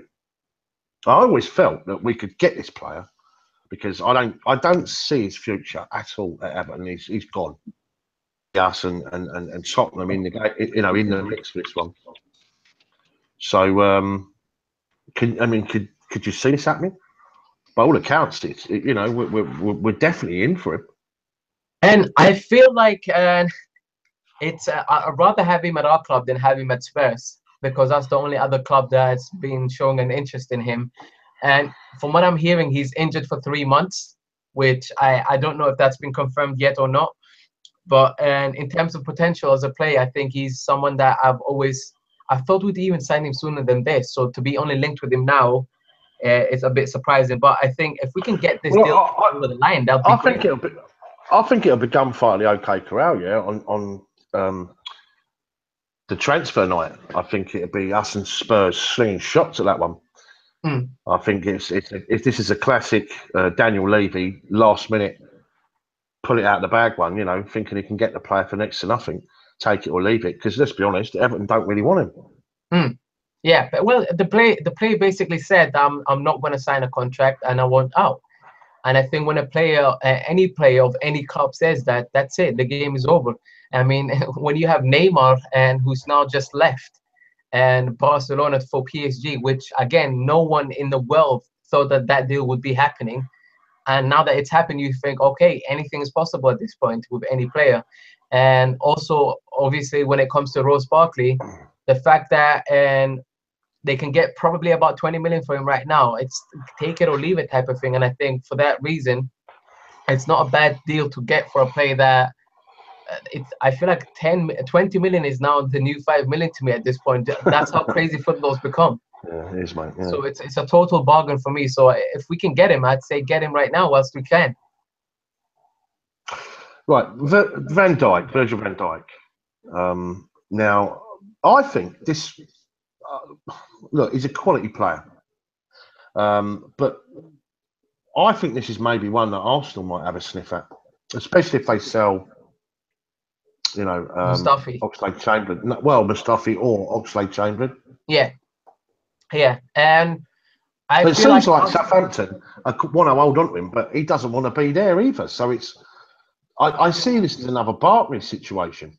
I also think that Coutinho, for example, is another player that's going to end up leaving Liverpool as well, because today they've had 2 bids rejected for Thomas Lemar, which was the player that Arsenal have been chasing all summer, and which gives you, at least to my understanding, if you put 2 and 2 together from the situation, I'm like, the only reason I'd be chasing Thomas Lemar is if I know that there's money coming in from something else. So Coutinho is more than likely going to depart, and then you have that player coming in. Or Coutinho is going to depart, and then you have the Thomas Lemar coming in, as well as Virgil van Dijk. And I do definitely think that Arsenal need to go and get themselves a centre-back. And when Arsenal and Liverpool are both looking at a player, and having looked at Virgil van Dijk myself, he's a player of good age. I believe he's 26 years old. And at being 26 years old, that's actually very good for us, because you're looking at the very least he's going to be playing for us 5 to 8 years, and he'd be a very good player. But I feel like that's a position in our team that we've got quite a lot of talent in already. Yeah, I know. And I feel like you have Kurt Zouma. But this is what I said in the last stream. Yeah, I said this in the last stream, though, didn't I? I said the question is this: yes, we've got lots of cover and lots of opportunities in that position, but is he better than the 1 or 2 or 3 of them? And if so, then surely that's what it's all about. But do we need another centre back? Probably not. And we're probably talking 50 million, aren't we? Again, see, it's very difficult. I think it depends on the price that Southampton are asking for. When I had 70 million, I'm sorry, but like Virgil van Dijk is not worth 70 million to me. There's no way I'd be paying that much. And I feel like their statement here is more to do with the fact they don't want to be a selling club. But it doesn't matter if you don't want to be a selling club. Like, there was players that didn't necessarily want to go, but you ended up selling them in the first place. So you became a selling club out of your own will. The whole point here this time around is a player has requested to leave the club. He never refused to train with the first team, but you've made it out to be like the player is the enemy of the club and the player is the problem in the club, when in reality all the player said is that he wants more, because there are other teams and other clubs that have now basically said, yeah, we can offer you better, you can be a captain, you can win trophies, they've just offered him what his ambitions are looking for. So in that situation, as a club, why stand in the way when you can make good money from it? And I think you get 50 million for Virgil van Dijk. That's a fantastic deal for Southampton, but 70 million, that's them pushing it at this point. So for me, 50 million, I would go in. That's where I would change my mind, and I would go in. But then, how do you accommodate then? I'm still getting the feedback, but how do you accommodate Cahill then, Christensen? We've got so many talented. I mean, could argue in 6 months' time we could bring back Zuma from Stoke.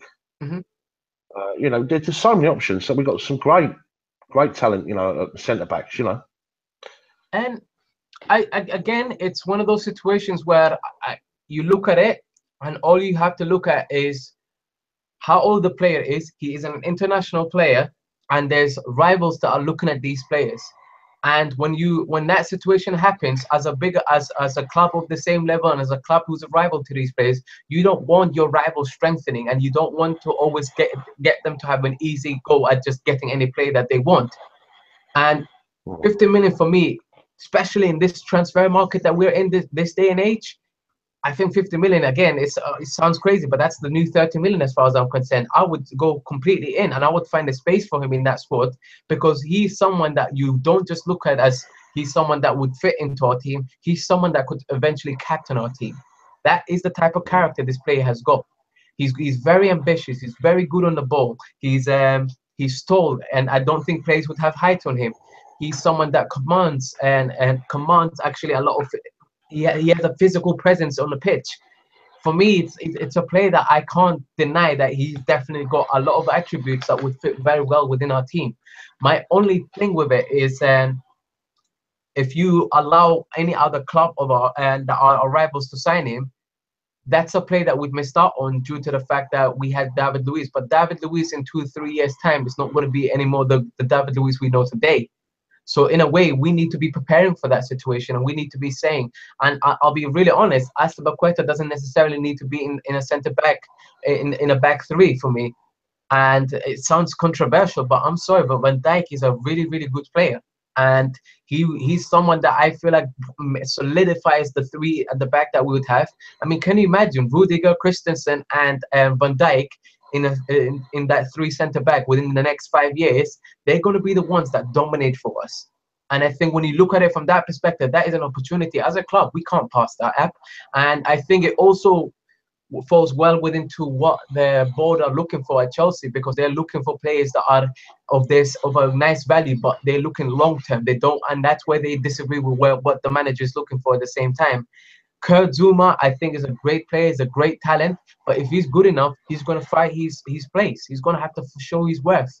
That's the part of the reason why he's going to Stoke, so that he can go get some fitness and go get irregular football. He's been called up into the international squad now, thanks to Varane getting injured at Real Madrid.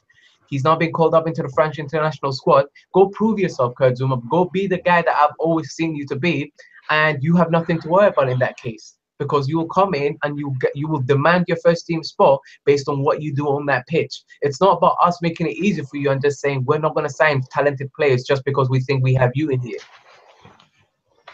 Okay, we touched on a little bit earlier, Alexandro, and the fact that Juve don't really want to get rid of. They'd rather keep hold of him. Again, can you see that being a last-minute one? I can see us putting a cheeky one in the last minute. Mate, and they've been saying no all summer. I'm like, if they say yes the last minute, I'm just thinking the only way I can see that happening is we go above that 70 million mark that they're talking about. We go something like 80, 90 million. Well, let's stay with that point, okay? And again, I've got the feedback, mate.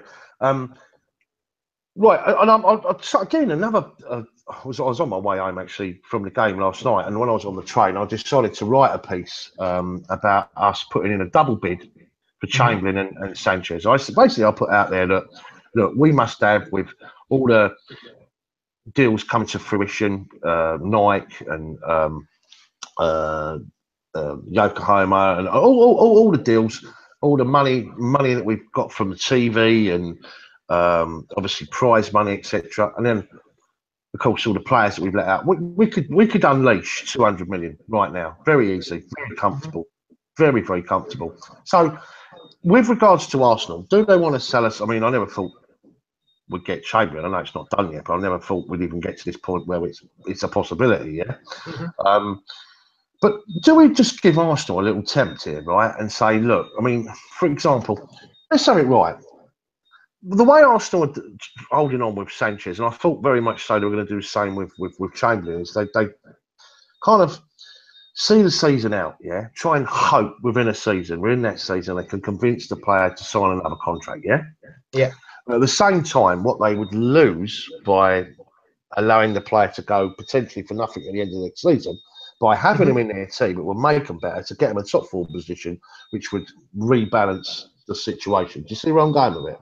Yeah. And at the same time, not face a backlash from their own supporters. So it doesn't look like they're less ambitious and everything else.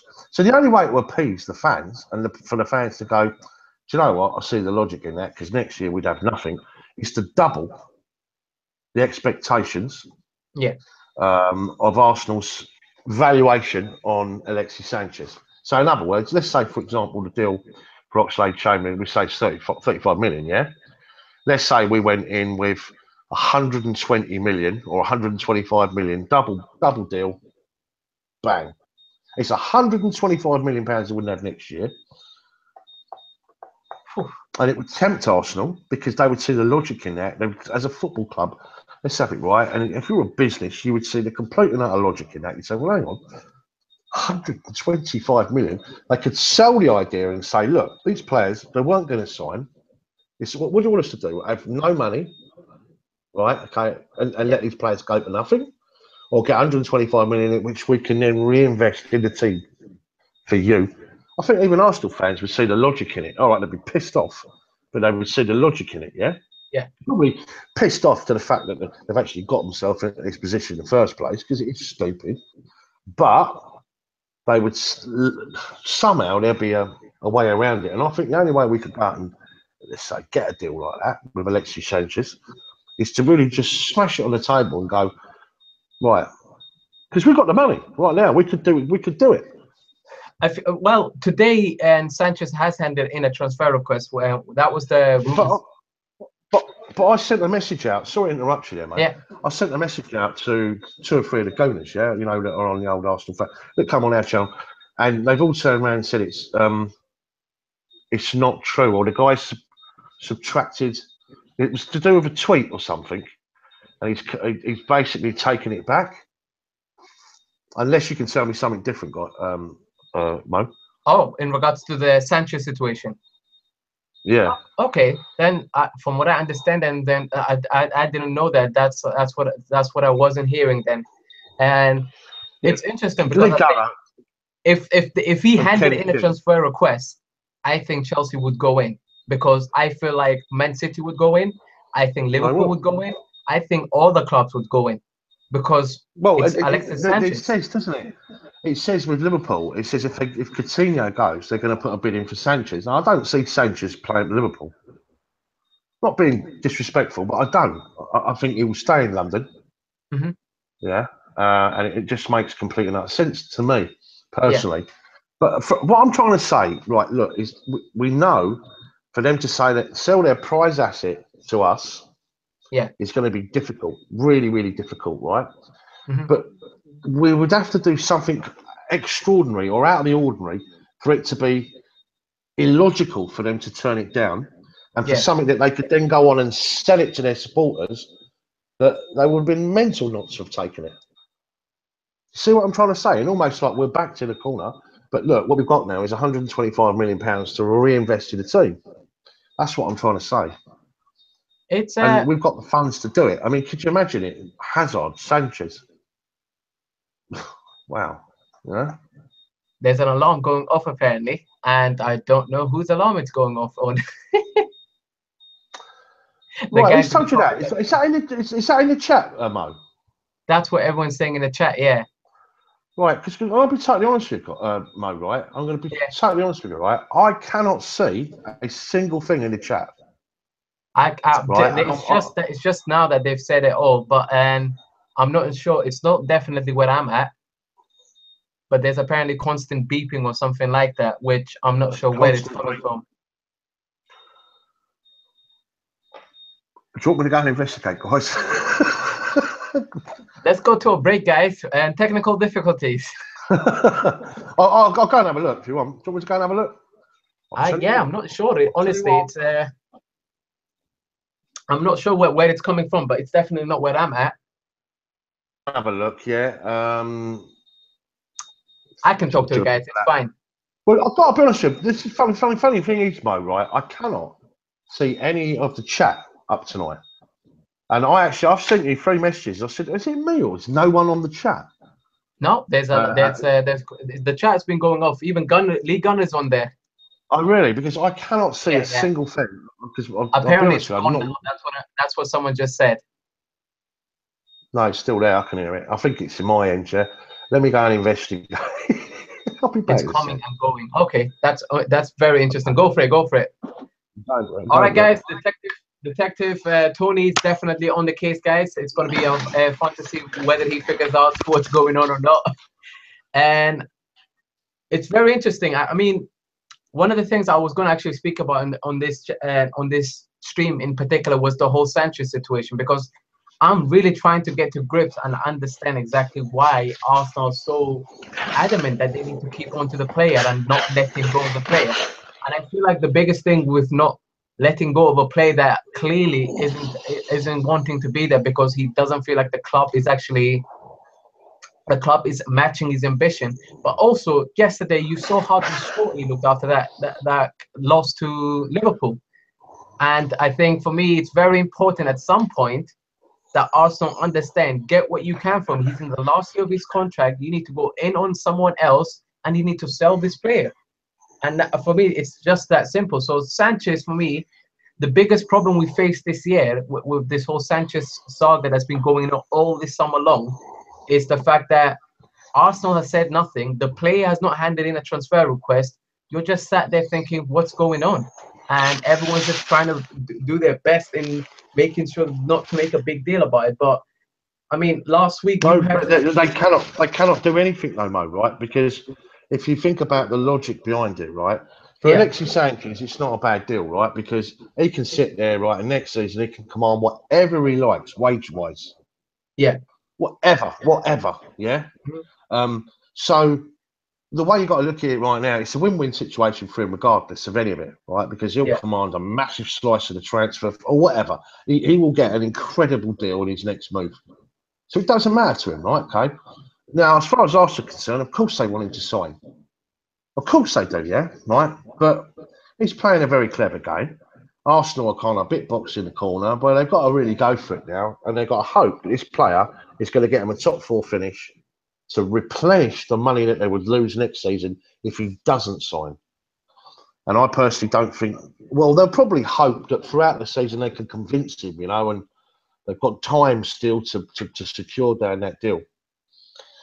Or maybe do him a deal to sign, you know.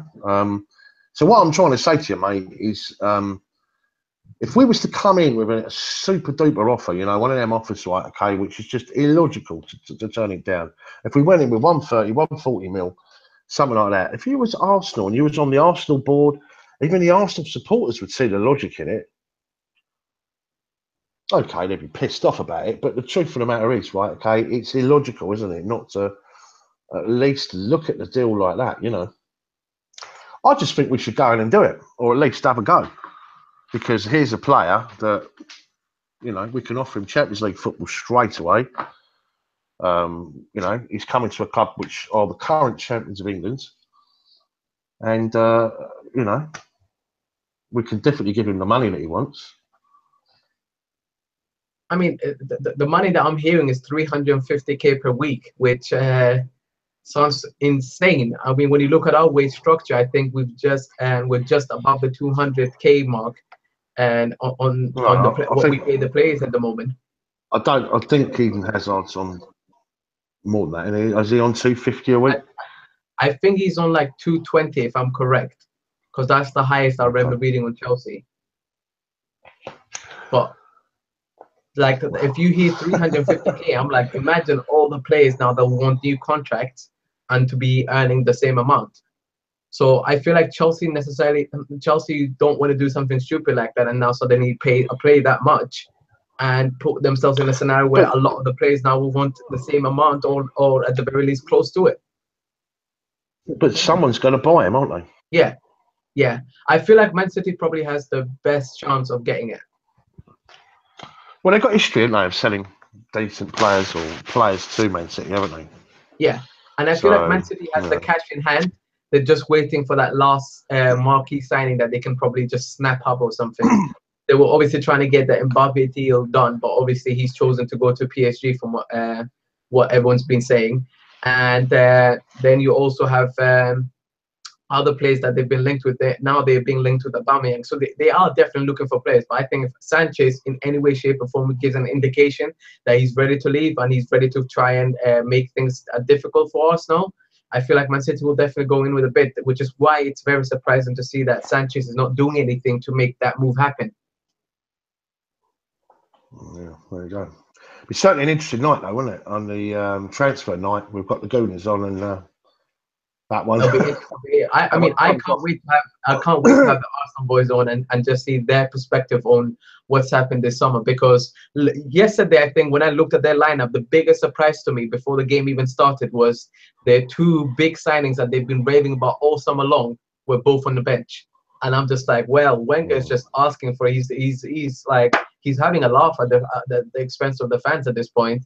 And then 4-0, and they're lucky way to just get 4-0. And you just think, oh my God, just get away as best as you can at this point. And that's where the biggest thing is. And I think I don't know Arsenal to be making many signings in transfer deadline day. And in fact, they usually end up selling. So at this point, I feel like that's probably what they're going to hear more of. So, I mean, they're pretty much the players that we are linked with right now. Yeah. Of course, one that's gone out on loan is a player which we bumped into yesterday as well as we bumped into Willian. It's Jeremy Boga. Well, we bumped into him, didn't we? And had a little chat with him. Yeah. But he was actually in the same sort of kit. We thought he was on his way to Birmingham, didn't we? Yeah. Honestly, I feel like he was, because I think when I looked at his what he was wearing, and I've seen the picture that he had on before, and the picture of him signing the new contract, the new 3-year deal that he signed, and he has the same sort of training top thingy on, and I think he definitely. That's why I'm really happy that I said good luck to him, because now I'm like, yeah, I meant to say good luck at your time in Birmingham. But I'm excited for him a little bit, but at the same time, a little bit gutted that he doesn't get to have a chance at basically showing what he's got at our team. But I guess Charlie Masonda is probably going to get a chance, because we haven't had anything about Charlie Masonda going out on loan, and I hope it remains that way, because that would probably be quite upsetting to hear as well. You know, Charlie Masonda is a player that I want to see get given a chance. I just think he's the real deal.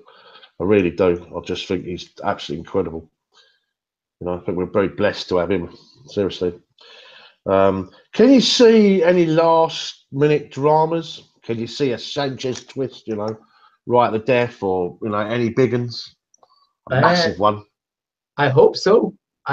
Because I think it will make maybe Man City landing Messi or Willian. God, that's not happening. Just saying. You see a lot, you know, real juicy one, you know. I mean, the reports from, I think I was reading a report. There was a report saying the same people that reported last year that Neymar would end up at PSG were reporting that Man City are working on a deal to bring Messi to the Etihad next year. And I'm like, oh my God, if this happens, then I'm just like, what the hell? you definitely did not see that coming. But I'm like, out of all the clubs he's going to go to, if he ends up at Man City, you're like, damn it, that's one that got away pretty much. Yeah, it'd be quite incredible, right? They pull that one off. Okay, right. Well, look, I can't see what the chat's saying out there. So, hello, guys, and apologies, because normally I react to what you guys say. So, yeah. I've sent you a few texts actually, Mo, and I've said, you go and check your messages, mate. I said, "Is anyone out there?" I said, you know, this sort of thing. So you have to tell. Has anyone got any questions, guys? Well, perhaps maybe. And one of the questions is actually from Daniel, and he's saying, "What do you guys feel about Spurs in regards to they might probably go for Bale?" Is what he's saying. Yeah, Spurs going in for Bale. Interesting one. I don't see that happening. I can't see it. I can't see it. I really can't see that one. A difficult moment with keeping the current players of in their squad. I feel like, how are they going to get Bale? Danny Rose. So there's another player, Danny Rose. I mean, you can see us getting Danny Rose. Oof. And only time will tell. It's true, isn't it? No, we've had diddly squad since that interview he done. Absolutely. But could you see it happening? I can't see Bale at Spurs. I think that's passed off. Like, you know, I can't see that at all myself. No. So there you go. Any other questions there, buddy? I'd like Bale though, wouldn't you? And let me see if there's any other more questions, guys. If you have any questions, please do put it down. Did Sanchez not get along with Pep at Barca? My good lady right now is actually trying to work this out, see if I can get the chat coming up. So hopefully I can see. And someone's told you to open up, and the Lord Mikel actually said to open up a new tab, Tony, and that will enable you to see the chat if you mute mute the sound of the new tab that you open. Well, funny enough, that's exactly what my wife is doing right now, actually, to the left of me. Yeah, that's probably the best way to go. So I'll just see the Lord Mikel, actually, just in 2 seconds. Anyway, any questions out there while I'm just fixing this? And and Josh has just sent in another question, and he's saying, "Do you think that Liverpool will hijack the Chamberlain deal?" No, I don't. I don't see that happening. Yeah, personally, I think Daniel Sheldrake, hello, Tony's wife. That means you can see the chat. She says hello back. Personally speaking, I think. Thank you, baby. Yes, I call her baby. I think if they would have probably done that yesterday, don't you think? Or maybe like said, look, we need to chat with him now. We want to have a chat with him now. You know, that's what I think. But I think I just feel that, you know, for him, you know, I bought him from Southampton. He's a southern lad, isn't he? You know, I just feel that he'll want to stay in the capital. There's very little sort of moving to be done, is there? You know, do you know what I'm saying? It's very convenient, isn't it? The whole thing. Yeah, I mean, I just don't see Liverpool going after Chamberlain now, because I think, and when they see 35 million, I think it's just going to make them think that that's not worth it, and they're going to probably go after targets where they're going to add another 20 million extra or another 30 million extra. I mean, they've made a bid of 64 million for Thomas Lamar that I was speaking about earlier, and I think that those are targets that are going to be more worthwhile for Liverpool, and they suit far more to their liking. So I see Liverpool going more in that direction, which is why I don't see them hijacking this deal. But I also think maybe that Chamberlain has already stated his preference, and that's probably why he might not end up in Liverpool either. And another question that we've got here actually is from Lee Gunner, and he's saying, do you think Arsenal can get any deals done before deadline day? Well, you don't seem to think so. I don't think so. At this point, I see them selling, not buying. But on the other end, this is what I think, right? I think that, okay, Oxlade-Chamberlain, yeah? I cannot believe for 1 minute that they haven't got a counter move sat behind that one. Do you know what I'm trying to say? Yeah. And they do need a defender. I'll tell you now, that Van Dijk deal is perfect for Arsenal. Perfect, yeah? Yeah. And maybe, you know what they're like. They're a bit cautious with their dough, aren't they, Arsenal, which is ridiculous when you think that they have got a few quid. Maybe they're offsetting, do you know what I mean? A bit of money off that deal to fund the Van Dijk deal. You just I never can see know. Arsenal doing something. They've got to, haven't they? I They've don't know. got to, definitely. It's just shambles, isn't it? Right now, Arsenal are just it's almost like they're self-imploding, isn't it? It's like it's almost you can't work as a football club. They're just it's a really weird one, isn't it? Ooh, good question. So we've got a question from Bruce, and he's saying, who'll get the furthest in the Champions League, and will Arsenal even try to win the Europa League? No, I don't think they will. Oof. I feel like they. I don't think they will. I really. I think Lee's a gooner out there. Obviously, I think knowing him, he would want them to go for it. You know, really would like them to go for it. But I just don't see him. You know, I don't see it happening. So that's a good call, Draxler. You don't really see him linked, do you, with it, you know. Yeah. I'm a bit undecided about Draxler, to be fair.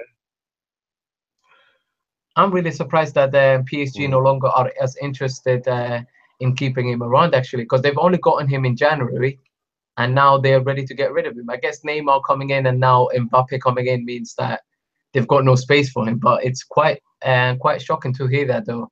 And I think maybe Arsenal might just sneak in there. But I mean, I'm surprised they haven't bid it already, because it's been it's been at least a week since it's been announced that he's definitely available. I think Man United will go quite far. I mean, I think their Champions League group, right, is really quite favourable for them, as we said earlier, draw-wise, timing-wise, everything about it. In fact, I think the whole fixture list has really favoured them massively so everywhere. And perhaps they were unlucky last year, so maybe the FA thought, well, you know, we'll give them a break this year round. I don't know, but what I do know is I think they'll get through that group with ease. And we all know what Jose's like. He can certainly set up, can't he, to get a result, especially away from home. You know, they almost sit and just not even play football and just nick the right result at the right time, you know. So you can't write Man United off for sure. Yeah. And then Man City, as we know, you know, they can be great, can't they, on the eye, and then you just don't know, do you? You know. Yeah, definitely. We certainly need good representation, though, don't you think? We need. I mean, don't get me wrong. I don't want to see United, City, Liverpool, none of them going past us. You know, but we do need an English club to get into the quarters. It always used to be us. We always used to represent England, really. Not being horrible, but we did, didn't we? Mm-hmm. You know, we were always flying the flag for England. Well. We usually had, like, at the very least, like at least one or two teams in the semi-finals, and nowadays it's we're very lucky to even get there. I'll go back to the 2008. I was at 2000. You know the Barcelona, the Anders Frisch night where we were denied everything. Oh yeah, every decision. And I honestly think that was that. You know, had we gone through, it would have been Manchester United, Chelsea again. Yeah, back to back, United, Chelsea, Champions League finals, and the strength and the money and everything coming into the game in England at that time. I just think they done everything to basically mess everything up. And if you look, there's been a massive decline, isn't there?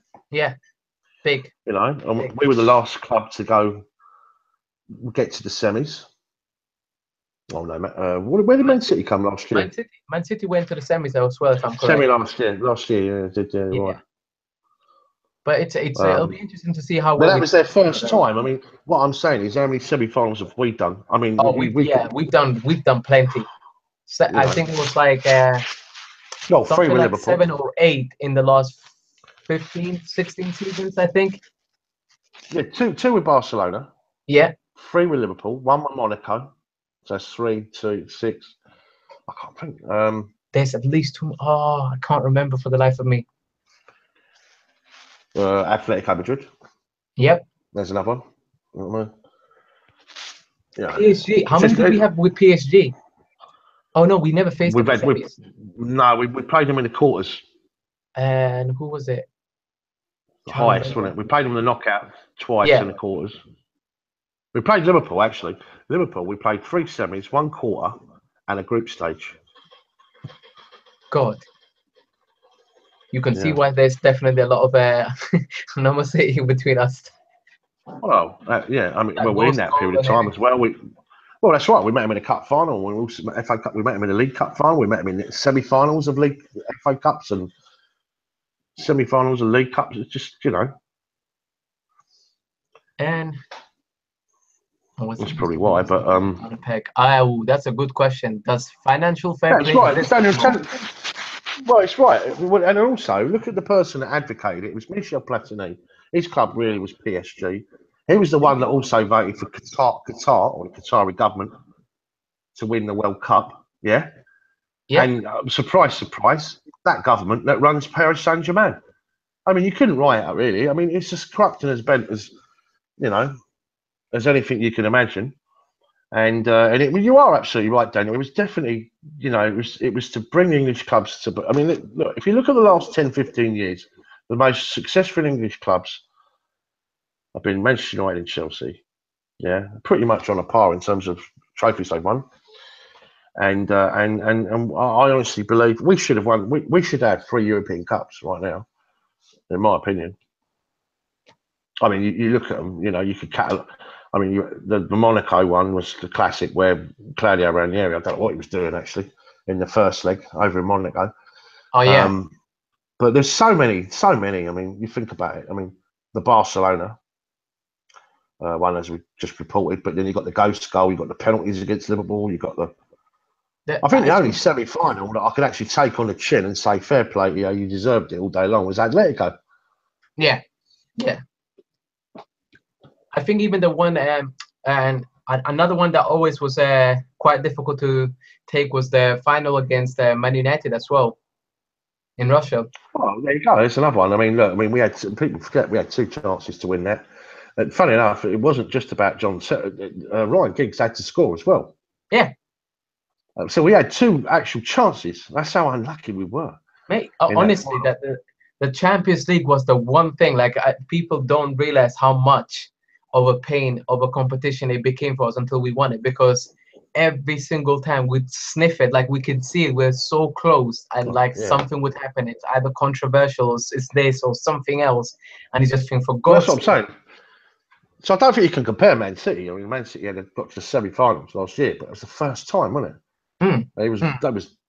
Wasn't even getting through the group stages, were they? And so we've had a pedigree that goes all the way back, even in 2000, we got to the quarterfinals. I feel like this is the year where more than likely we're going to see a team, not a Spanish team, win the league, win the Champions League. Sorry.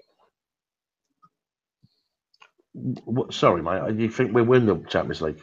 Yeah, I think this is the year where we'll see a non-Spanish team win the Champions League. The only other team that I'm looking at as a threat at the moment is PSG, because I do think that Mbappe and Neymar signing is quite a big deal.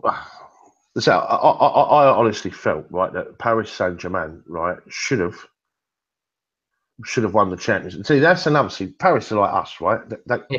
Like what I'm basically saying, all the shenanigans, you know, when we played them with that trilogy of games where our club and their club were almost having an internet war, weren't they? They were splashing things on each other's web pages. And do you remember all that? Yeah. And you got this? No, well, have you got this? Yeah, but what about this? And then it's, well, what about that? You know, it was mad, wasn't it? But the point is, they're in that sort of conundrum right now where they need to land the Champions League, don't they? Yeah. You know, it's like you do not spend over 200 million on one player for you to finish runners up, for you to get to the semis and be okay with it. Yeah. You spend that type of money with a full intent of, I'm here to do something. And I think they were quite dominant in the French league. Like, I mean, they were winning it for year after year. Last year was Monaco won it for the first time in God knows how many years, where PSG just had a monopoly on that league. And I think the Champions League is that one thing they've always looked at and said that this is the thing we need to make happen. And they always got close, but never, ever had enough. And this year, I think they're going to be a big threat. I mean, last year they were really close. And then that second leg against Barca happened, and you thought, flipping hell, I did not see this coming. I genuinely thought that happened. They're knocking on the door, aren't they? But they just fall short. Yeah. And this is the problem you got. I mean, it's funny, but the way we had, people forget, right, that the spine of our team, when you think of Cech, Cole, Terry, Carvalho, Essien, Ballack, Lampard, Didier, right? Yeah. When you got players like that, we were a club that look at our record against Barcelona. It's incredible, really. Yeah.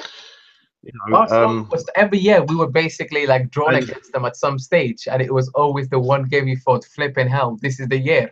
Like we're definitely going to go through them, and then something would happen and just think, oh God, like the amount of matches that I can count where I just felt like, oh, the devastation. I'm just like, we so deserve to go through. I mean, I remember so many goals where Drogba scored, but then you had Ronaldinho that would score, but we'd always find a way to shut Messi down, and Messi would not score against us, and still hasn't till this day. But like, you always felt like Barcelona is that one team that always would end up coming, and it's like the one team we just think like, please, refs, just be fair. We can play against Barca, just be fair. And obviously, when we beat Barca, you thought, that's it, nothing's going to stop us. And we obviously went on to win it this time. That, for me, is... Listen, I felt last season watching that stuff, isn't it? Well, I felt watching us last season, and the way we set up and tactically, we're three at the back, and we're very solid, and everyone knows his position, and you could still name our 11, like I just did there, rattling it off. Yeah. Obviously, we know it's not the same quality, right? But with that system, that Antonio Conte way, why couldn't that team win the Champions League? I think we've got a chance. That's why I'm so excited this year, because I really want to see how the players that we currently have and the formation that Antonio Conte plays, I want to see how they can do in the Champions League. I mean, I want us to go win it. Because to me, I look at the class. Well, it's a fair question, you know, but I just feel that we're just one or two bits of quality away. Yeah, we just need that. You sign a Sanchez, and I think that's a big thing. That to me would basically complete us. We then become a galactic, and I'll tell you the reason why, right? Because then you've got Hazard, Sanchez, Pedro. I don't think we big up Pedro enough, you know. And Willian, right? Okay, Fabregas, great player. Luis, Courtois, right? You know what I'm saying? It's a very good side, you know. A very, very good side. But yeah, I mean, Alexis Sanchez, Eden Hazard, you've got your Pedro, you've got your Williams, you've got players that can come on, you know. Oh, mate.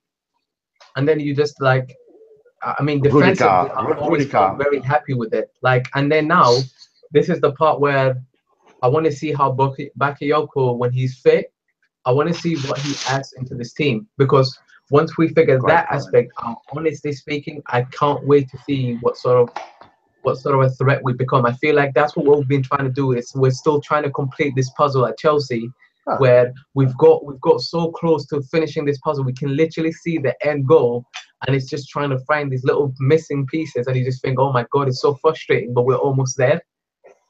And it's just getting those plays in place. And it's not easy getting these plays. That's the difficulty. This is what I've been crying out for, though, for 2-3 seasons. I felt that we needed those little pieces of them gems. You need to turn my volume down again, bud. But what I'm saying is, the gems, you know, them little pieces of the bits of perfection, just to add to what we got, to make us at that Galactico level. Yeah. I felt as a club we were there at one point, and we kind of dropped that second tier. You know I'm coming. I would actually agree with as well. We were on a par with Bayern and Real, but we were there. There was a point when we were there. We were definitely there. I think it's almost. This is where as well. Like I've always wanted in the Champions League to be drawn against the big teams, because in my mind, all I want to do is test myself against these big teams. I don't want to go to these small teams and like go make my way through it and just feel like, oh, it's lucky that we got there because we happen to have the draw in our favor, because that's what everyone's going to state. But if you beat these big dogs and these big teams from these other countries, then who's going to have anything to really say to you?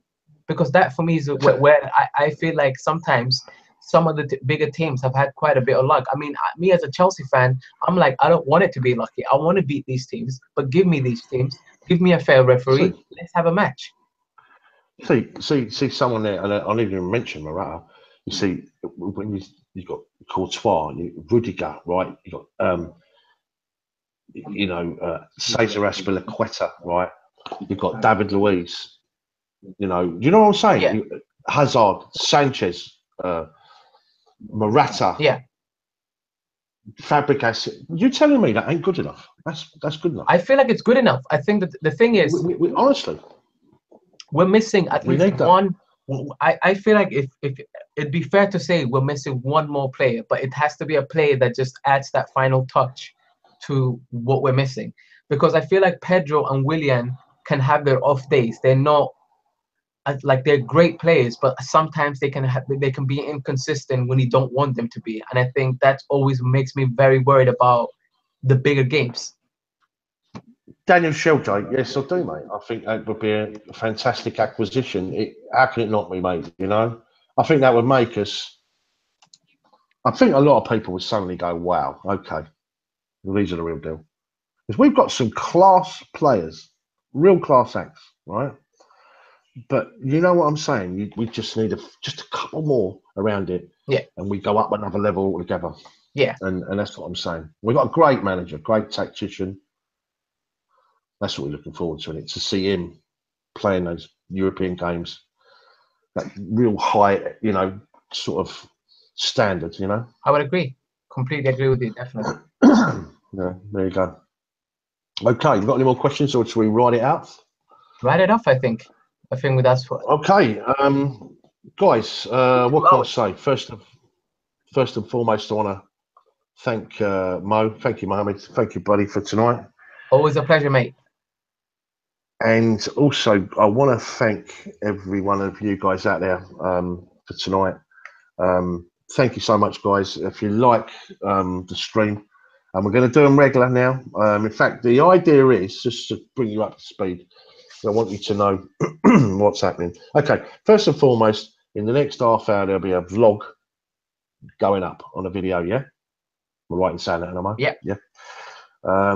Also, we're going to be ordering our tickets for Atletico Madrid. Yep. Everyone, you want to go out there. And if anyone wants to come out there with us, just put a message on down below or whatever, and we'll fill you in the information that go about it.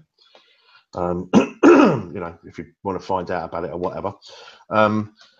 What we're going to do now with regards to the streams is we're always going to be doing am I right in saying a preview? Yeah, more than likely we're going to almost always try and do previews, at least for the Premier League games. Right, and then we're going to put a review up by in terms of a video. Yeah. Am I right in saying that? Plus footage from the game. Yeah, either like a vlog or stuff outside the stadium. Yeah, we are not going to go down the route of fan cams, are we, mate? No. And all that. We thought about it. We've got the equipment now to do it, but we decided against it because we don't want to be like the rest. We want to be a little bit different. Yeah, and you might see, guys. Also, we're putting also out additional content that are only be exclusive to Facebook. So and we've got 81,000 people on Facebook now, and we've got the likes of people like Paul Cannaville, who's massively part of. By the way, he's going to be doing a Q&A with us as well. So we're going to be putting a video out there that you guys can have a free for all and ask Paul Cannaville anything you like about his career, about whilst he was playing with Chelsea, about his life, about what he does now, corporate hospitality for Chelsea, whole shebang. So we'll get that one up and running. We'll get that going. Also, let you know, transfer deadline night will be out on the live stream that night, and we'll have one of the Arsenal boys on, maybe two of the Arsenal boys on, and we'll definitely have Paul because we need a bit of balance. Then we'll put the West Ham, Paul Unwin out, so that'd be good. It'd be great to hear his dulcet tones. One day we're gonna have to pick up a Spurs fan and put him on as well, isn't it? Well, I've got one. Maybe I'll have to do it with a black cloth on his head. He's still bloody active. Oh, I'm joking. So check out the vlog, guys. If you like this stream and everything else, put your old thumbs up. Support Chelsea SW6, guys. We are, last time I checked before this stream, 14, just 14 shy of hitting 3,000, haven't we? On you know. So when you compare it, 81,000 on Facebook, which is incredible. We worked really hard for that. Really like to build up the channel now, isn't it, mate? You know. Yeah. So we're 14 short. So you know, just to get that next level. And what else is there to report on? We got anything else coming? No, I think you've hit pretty much everything on Pretty there. much everything. Yeah. So nice to speak to you all, guys, and keep the blue flag flying high. And good night. Good night. Good night. Good night.